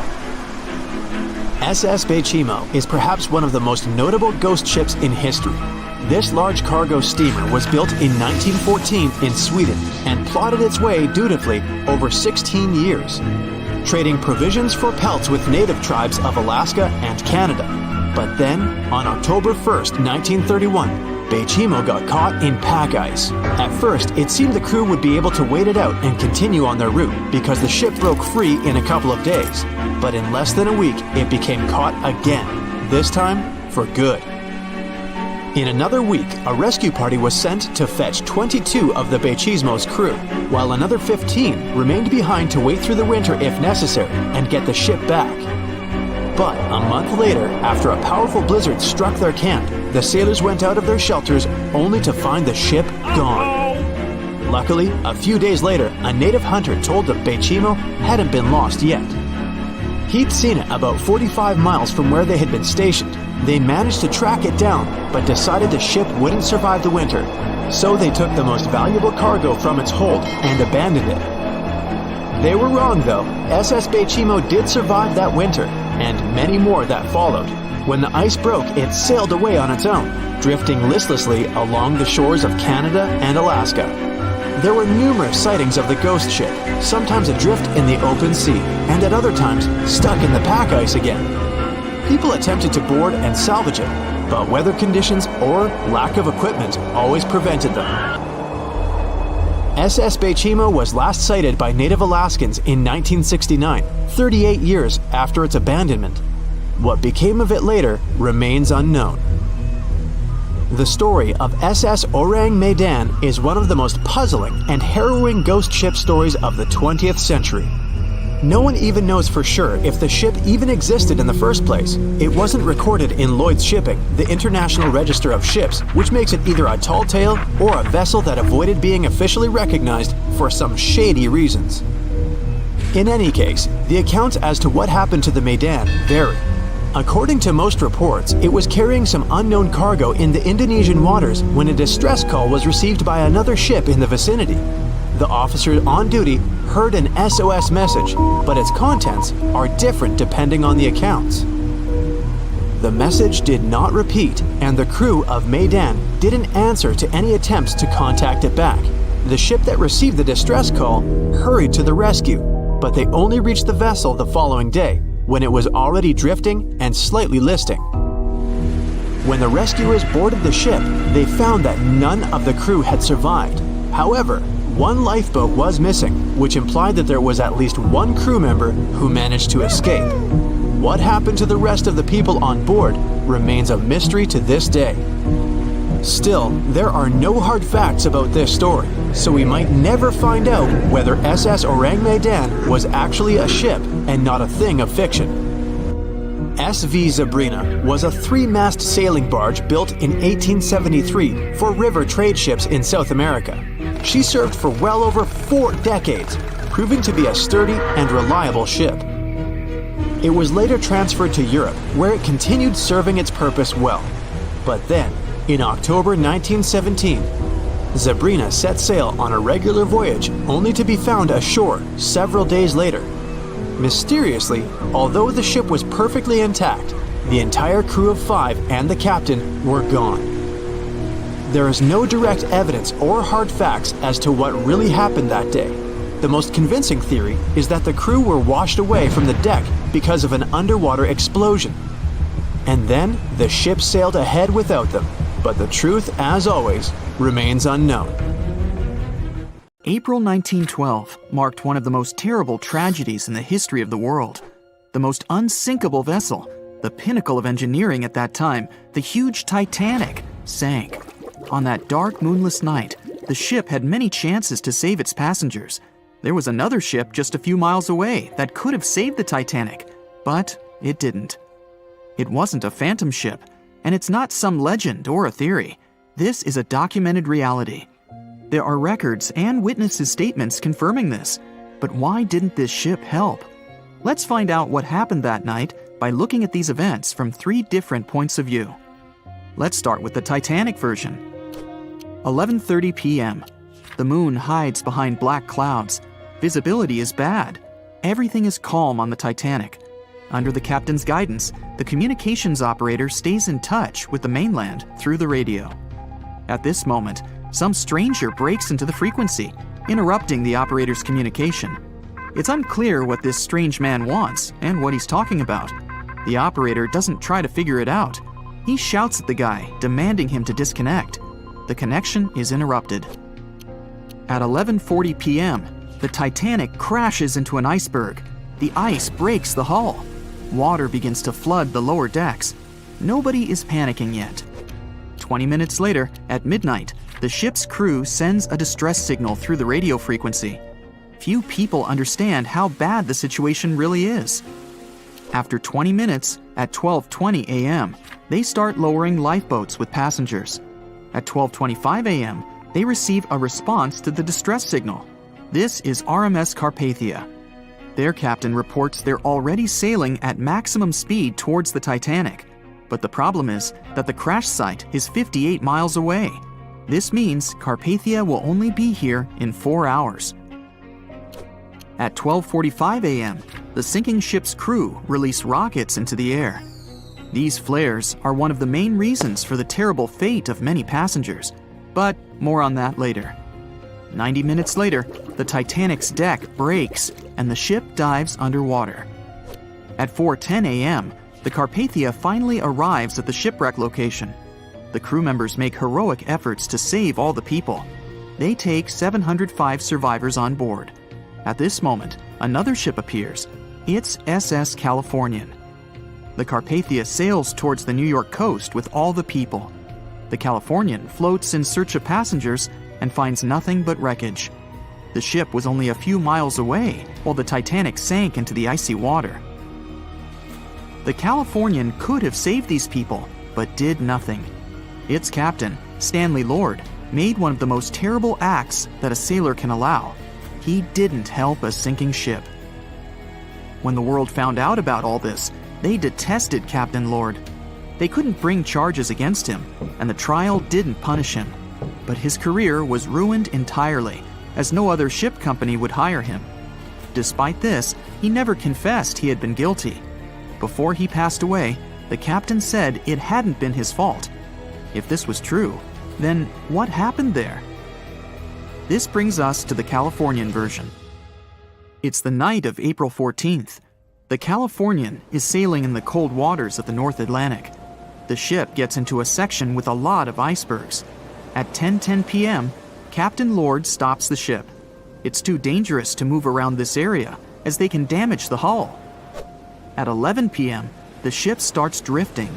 It's impossible to move in such conditions with such poor visibility. The captain knows that the Titanic is coming here, so he orders the radio operator to warn the ship about the danger. Radio operator Evans turns on the receiver and tries to contact the Titanic. He spends about 30 minutes on it.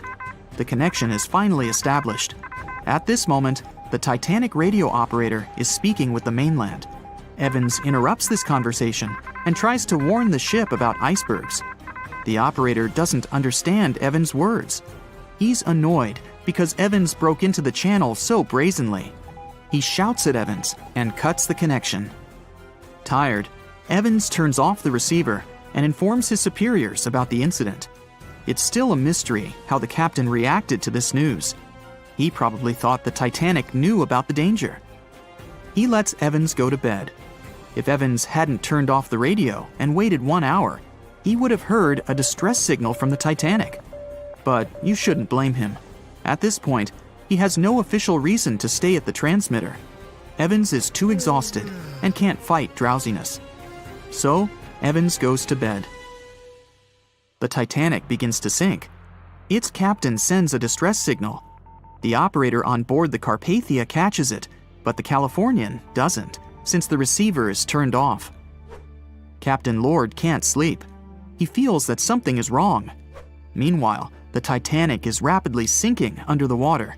The captain gives the order to launch rockets into the air. And here is where one of the critical mistakes takes place. They release warning lights, but they are not red. The crew forgot to take red rockets on board for some reason, so they lit up the sky with a bright white light. If you need to send a distress signal, you need to release red lights. Captain Lord sees these lights, but doesn't perceive them as a cry for help. It can't be that there are no standard red rockets on such a massive ship as the Titanic. But, unfortunately, it can. Captain Lord thinks the Titanic is sailing away. Perhaps there is some unknown reason behind those white lights, but he doesn't really know. So, Captain Lord has no idea that the Titanic is sinking. He still decides to contact the ship, but this time, not through radio communication. Captain Lord doesn't wake up the radio operator and sends a signal to the Titanic through a signal lamp. It's important to understand that many old-school captains didn't take radio communication seriously. They didn't understand the value of this technology. That's why Captain Lord doesn't wake up Evans. He sends light signals, but the Titanic doesn't respond. Many survivors later mentioned seeing the flashing lights of the Californian, but there was nothing they could have done. The ship's crew doesn't hear their cries for help. At 2:20 a.m., the Titanic completely goes underwater. A little more than 2 hours later, radio operator Evans wakes up and turns the transmitter on. He hears many rescuers talking about the sunken ship. Evans understands everything. He reports this to the captain. At that moment, the Californian immediately heads to the wreck site. They meet Carpathia there. With the survivors on board, it sails towards New York. The Californian stays sailing and looking for people. They find nothing but wreckage. The Californian returns to the mainland. The news about the ship that could have saved the Titanic is spreading all over the country. The trial begins. Captain Stanley Lord and the crew tell their version. They say their ship had been standing still. Many people don't believe them, and some of the surviving passengers claim to have seen the Californian sailing by. Still, the judge declares them innocent. 1962. Captain Stanley Lord is a very old man. He calls a notary to confess something. The captain makes his last remark about this case. He swears he's not guilty. But if it wasn't the Californian sailing past the Titanic at that moment, then what? The Samson theory could answer that question for us. The sealing ship Samson is sailing in the cold waters of the North Atlantic. the crew aren't sleeping. They carefully study the surroundings, but not because they're afraid of icebergs. They're scared of meeting with the U.S. Coast Guard. The Samson ship's crew catch seals, which is illegal. At 12:45 a.m., Samson's captain sees white signal rockets. The team is sure it's the Coast Guard. They turn off the lights and sail away. It's dark, so they don't notice the sinking Titanic. They return to the coast of Iceland and hear about the disaster. They realize they have abandoned the drowning passengers. The nephew of one of Samson's crew members reads about this story in his uncle's diary. The nephew asks for permission to publish these recordings. All the people realize that Captain Lord wasn't guilty, but unfortunately, he didn't live to see this moment. Actually, it's still unknown who is guilty in this story. 2 ships were nearby the Titanic. Their captains were adequate people. They would have helped save all the passengers. Their fault was that they couldn't understand what the Titanic wanted on that dark night. Someone forgot to put red flares in the box. This small but fatal detail was one of the leading causes of the tragedy. The night was dark and scary. A few hundred people were sitting in lifeboats, not knowing what would happen next or what their lives would look like from that moment on. All they knew was the giant ship they had been sailing on just a couple of hours earlier disappeared in front of their eyes. They were alone, waiting for help. Is anyone even coming? They had no idea if the rest of the ships that were traveling relatively close to them had heard their call for help. There was nothing else to do but wait. The Titanic, an iceberg, and one night, April 14th, 1912. It's one of the most famous stories from modern history that everyone talks about, even now, more than 100 years later. The 16 lifeboats on board could only accommodate a little more than 50%, 1,178 people, of the total number of passengers that were on board. And many of them were still half empty. In one of them, there was a little 2-month-old girl, Milvina Dean, the youngest passenger on board the giant ship. Her parents had decided to leave England because they wanted to build a better life in the United States. Her father had some family in Kansas, and he hoped they could start their own business there. The Dean family didn't actually choose to be on board this giant legendary liner, but because of a coal strike, they got transferred there, so they boarded it at Southampton as third-class passengers. Milvina's father felt when their ship hit the iceberg on that cold and seemingly peaceful night. He immediately went up to investigate. When he saw that people were panicking and that the crew members were giving warnings on the actual danger of the situation, he rushed to their cabin to find his wife. He told her to dress the children and quickly go up on deck. The crew members gave the order to get the lifeboats ready and start transferring women and children there first. It was a chance for at least some family members to get to safety. Milvina, her mother, and her brother got in Lifeboat 10. They were among the first off the liner out of the 706 crew members and passengers who managed to escape the sinking ship. Later, the liner called Carpathia heard their call for help, came for the passengers, and took them to New York. Her father, unfortunately, stayed behind them and didn't manage to save himself. Milvina grew up in Ashurst, England, which wasn't far from where she set sail on the ship. She spent her life working as a secretary and an assistant in small businesses in Southampton. She never married. Milvina always used to say she never spoke about the whole Titanic thing because she remembered nothing about it, so she didn't want people to think she was just drawing attention to herself. But in 1985, a French-American team got together and located the wreck of the Titanic. It was around 370 miles east of Mistaken Point, Newfoundland, in water that was more than 2 miles deep. That's when they confirmed the ship split in two. For decades, people believed the ship sank in one piece. They thought the only significant damage was the damage the hull got from its contact with the iceberg. In reality, it broke in half, right between its third and fourth funnels. It happened shortly before the ship disappeared under the surface of the water, and the whole thing, starting from the moment when they hit the iceberg, lasted around 2 hours and 40 minutes. People didn't pay that much attention to the Titanic until this team of researchers found the wreck. In the last year of her life, she sold some of her family's possessions at auction to pay for her stay in a nursing home. The items she sold also included a suitcase filled with clothes that her family got when they arrived in the U.S., and compensation letters her mom got from the Titanic Relief Fund. The compensation letters outlined the financial aid that certain passengers received who had survived the loss of their loved ones. She lived until the age of 97 when she caught pneumonia.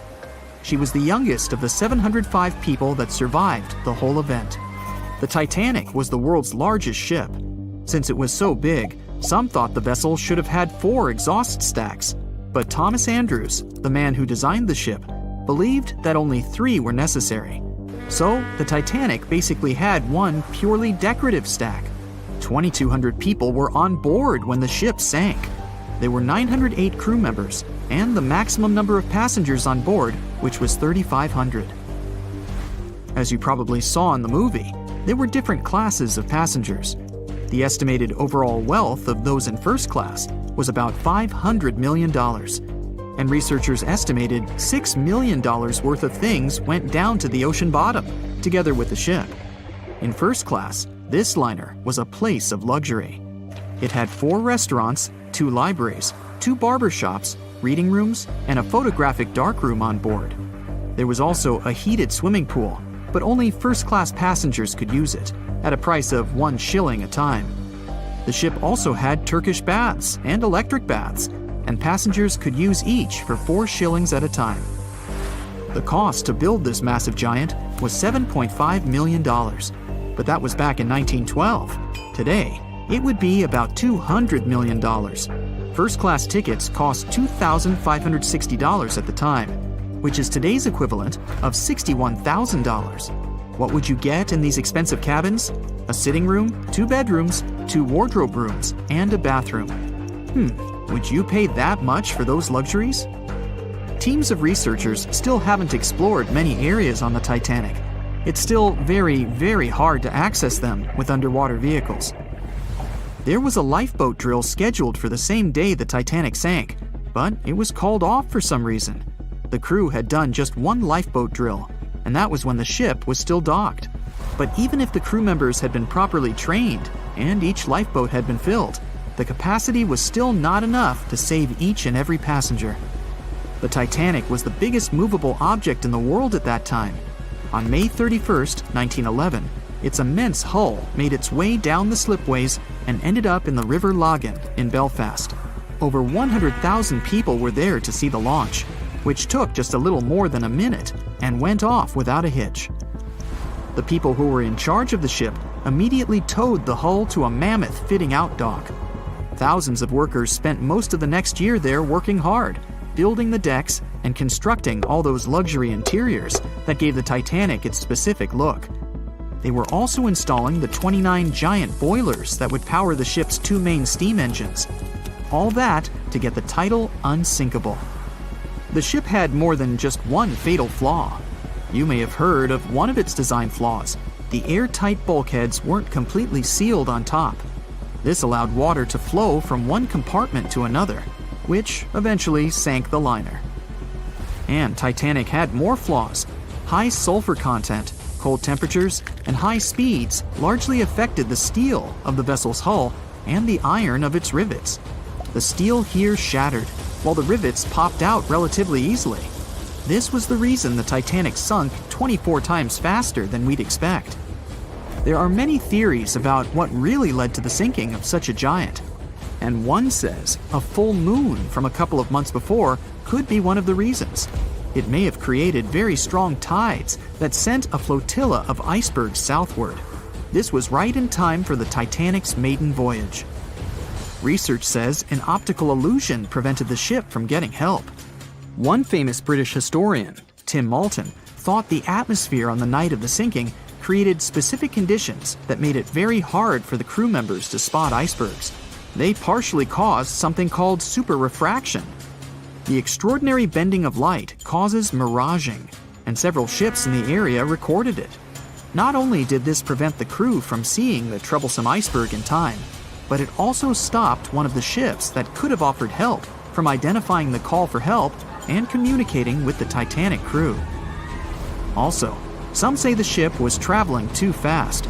From the start, they blamed the skipper for sailing such a big liner at such a high speed, 22 knots, through the cold and unpredictable waters of the North Atlantic, which was full of hidden icebergs.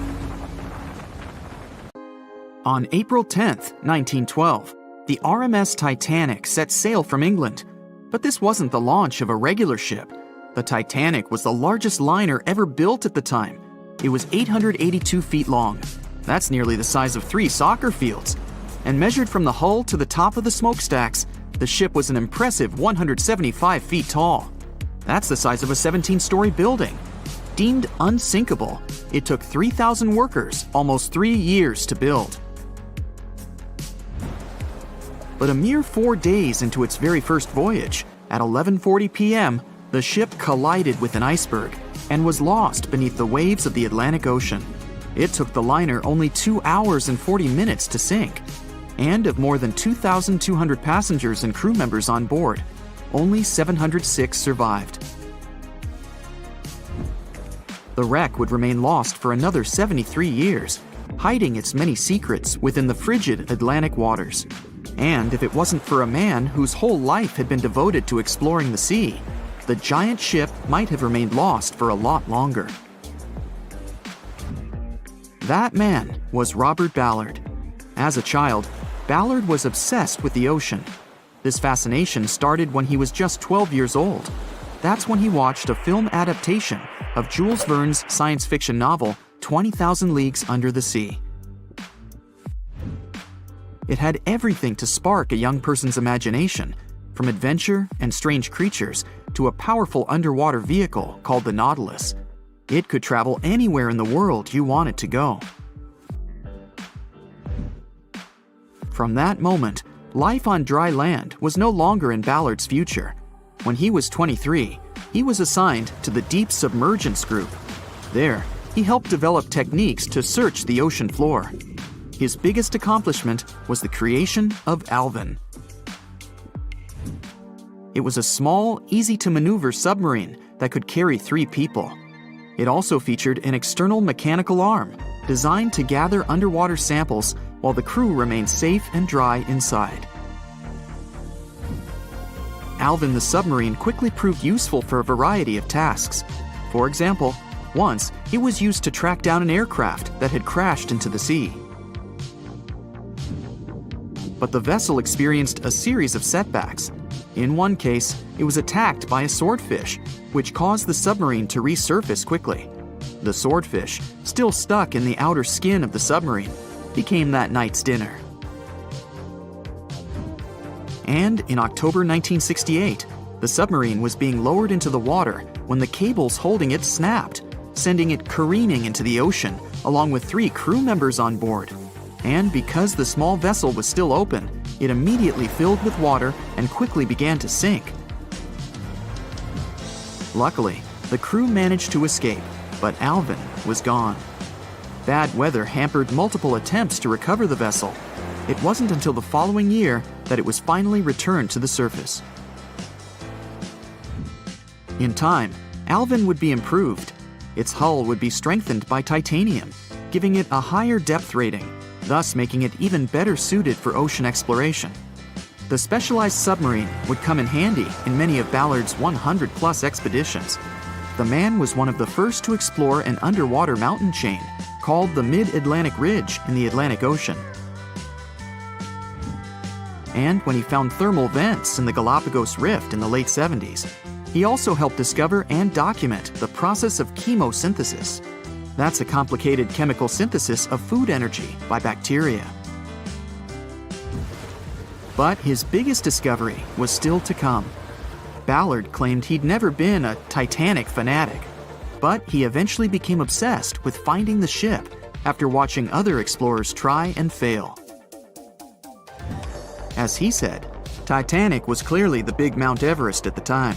Many others had tried, many that I thought would have succeeded, or should have succeeded but didn't.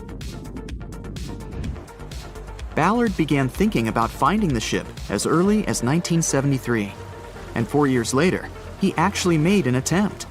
He used the deep-sea salvage vessel Sea Probe, which was a drill ship equipped with cameras and sonar. But he was forced to give up when the drilling pipe broke. It just wasn't his time. In the early 80s, a Texas oil man named Jack Grimm tried to find the wreck on 3 different occasions. Once, Grimm was actually right over the Titanic, but his equipment failed to detect it. That's what we call extreme bad luck. Ballard was just biding his time. He needed a plan and some help. The first issue was getting down to the bottom of the Atlantic.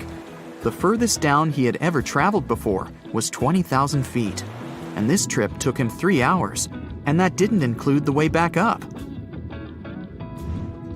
Ballard knew he could use Alvin, already enhanced with a titanium hull to withstand the pressure of the ocean.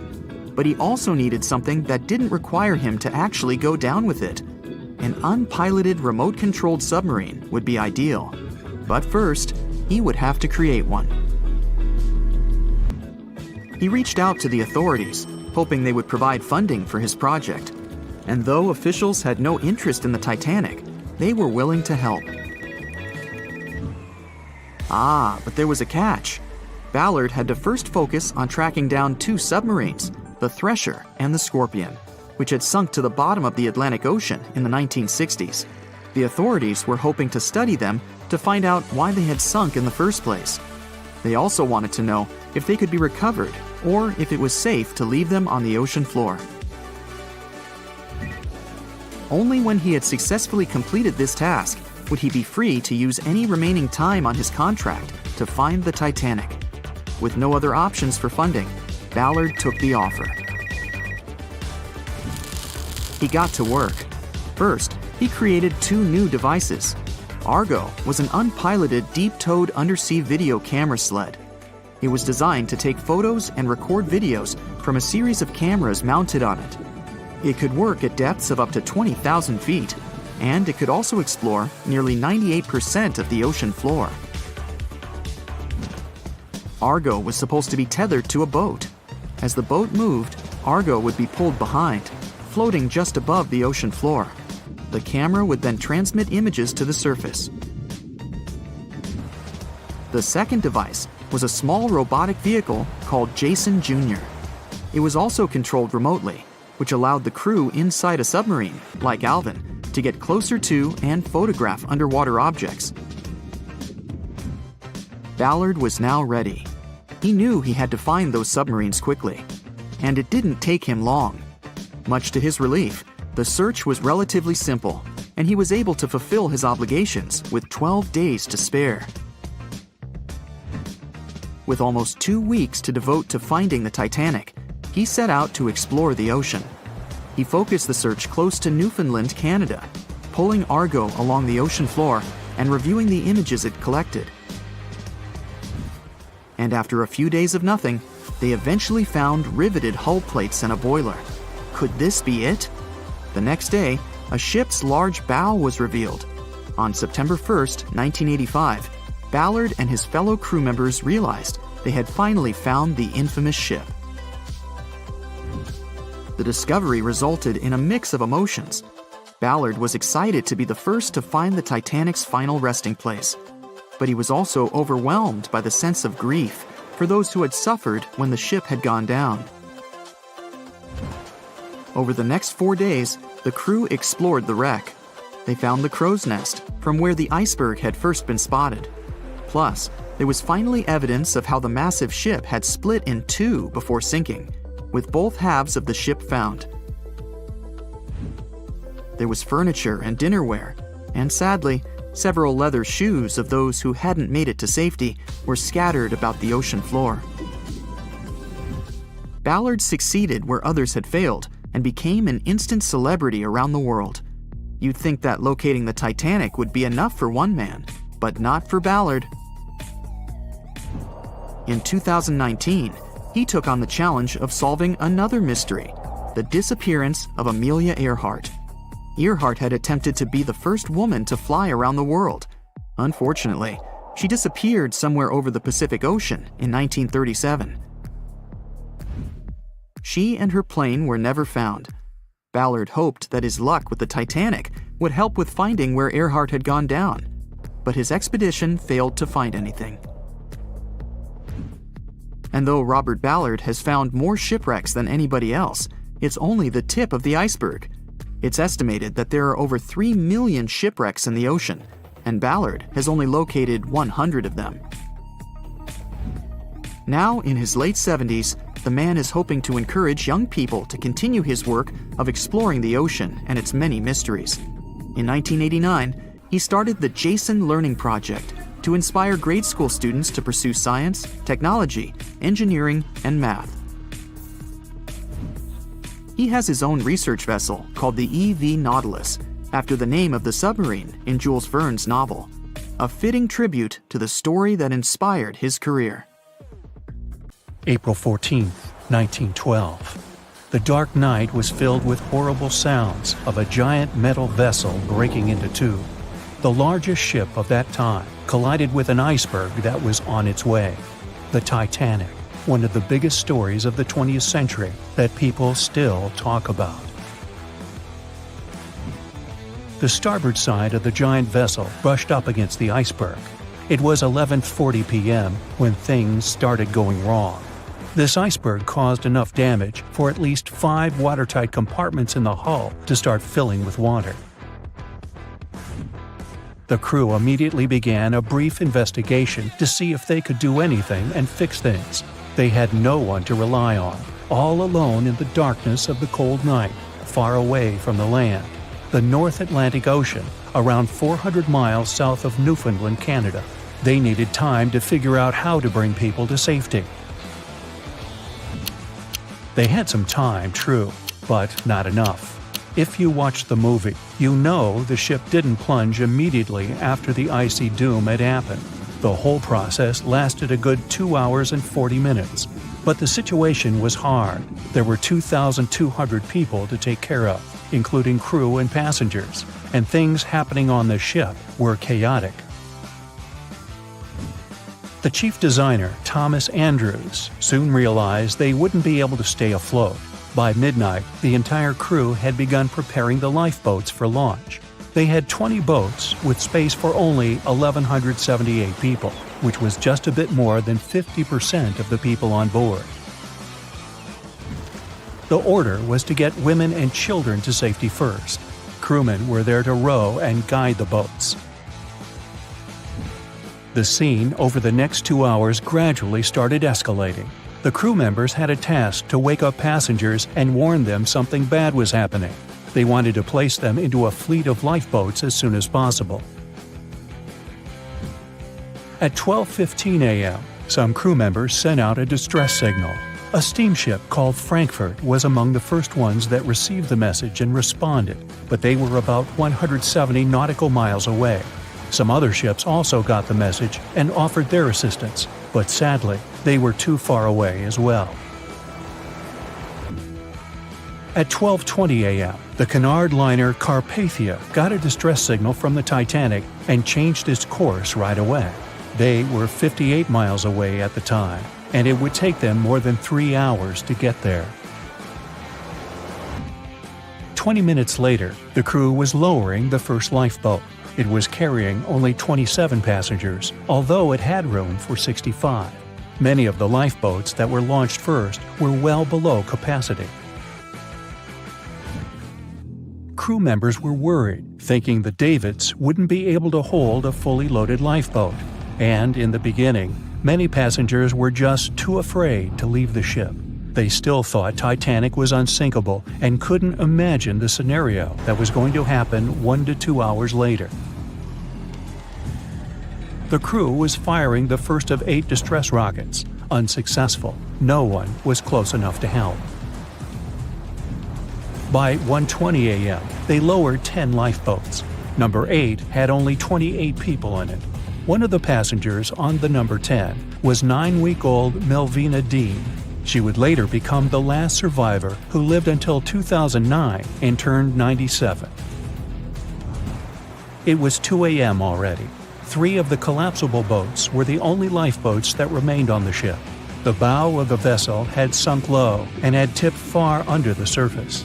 People around it could now clearly see stern propellers above the water. Crew members were lowering collapsible lifeboat D from the roof of the officers' quarters with over 20 passengers in it. As the ship's bow went under, the water was washing collapsible A from the deck. Those 20 people were struggling because their boat was partly filled with water. As crew members were trying to release collapsible B, it fell. Before they righted it, the water swept it off the ship. 30 passengers still managed to find safety on the overturned lifeboat. At 2:17 a.m., the ship's wireless operator decided to transmit one last distress call. A minute later, the light on the ship finally went out. Titanic and all left on board plunged into darkness. The bow continued to sink, and the stern was rising higher above the surface, which placed great strain on the midsection. Horrible sounds were filling the night. Titanic, this massive, legendary ship so many people placed their hopes in and were excited about, broke into two between the third and fourth funnels. Reports would speculate it took about 6 minutes for the bow section to reach the ocean bottom. The stern settled back in the water before it rose again into a vertical position. It remained in this situation until it finally disappeared into the ocean. At 2:20 a.m., the stern apparently retained air inside and water pressure crushed it as it went down. The stern landed about 2,000 feet away from the bow. People consider the Titanic the fastest ship in the world. They thought it was unsinkable because 4 of its compartments could be flooded and that still wouldn't cause a critical loss of buoyancy. Its life was problematic since its beginning. While the ship was leaving port, it moved within a couple of feet of the steamer New York. It managed to safely pass by, which was a huge relief for all those worried passengers massed on the ship's decks. Titanic sailed off on the 10th of April. Its first journey was across the highly competitive Atlantic route. On the launch day, the Titanic became the biggest movable object in the history of humankind, 882 feet long, 92 feet wide. Not that big if you compare it with today's ships. The biggest cruise ship in the world today is Royal Caribbean's Symphony of the Seas, which is roughly 5 times the size of Titanic. If you put that ship in a vertical position, it would be nearly as tall as the Empire State Building, which is 1,250 feet without antennas. But Titanic was a huge attraction back in its time. At one moment of their journey, they stopped in France, after which they made another stop in Ireland. Once the final passengers boarded, the massive ship set out at full speed for their final destination, New York City. 4 days after the beginning of its journey, Titanic failed to divert its course from a huge iceberg, the story we all know about. Only 700 people survived, and most of them were women and children. The night was extremely cold, 1 hour and 20 minutes after Titanic had gone down to the bottom of the ocean. Survivors weren't even sure someone was coming to save them. Finally, they saw the light. It was Carpathia coming towards them. They came for the people in the lifeboats. The crew brought them aboard and pulled a handful of other passengers out of the water. Many ships tried to contact Titanic a few hours after it sank. Their messages were never returned.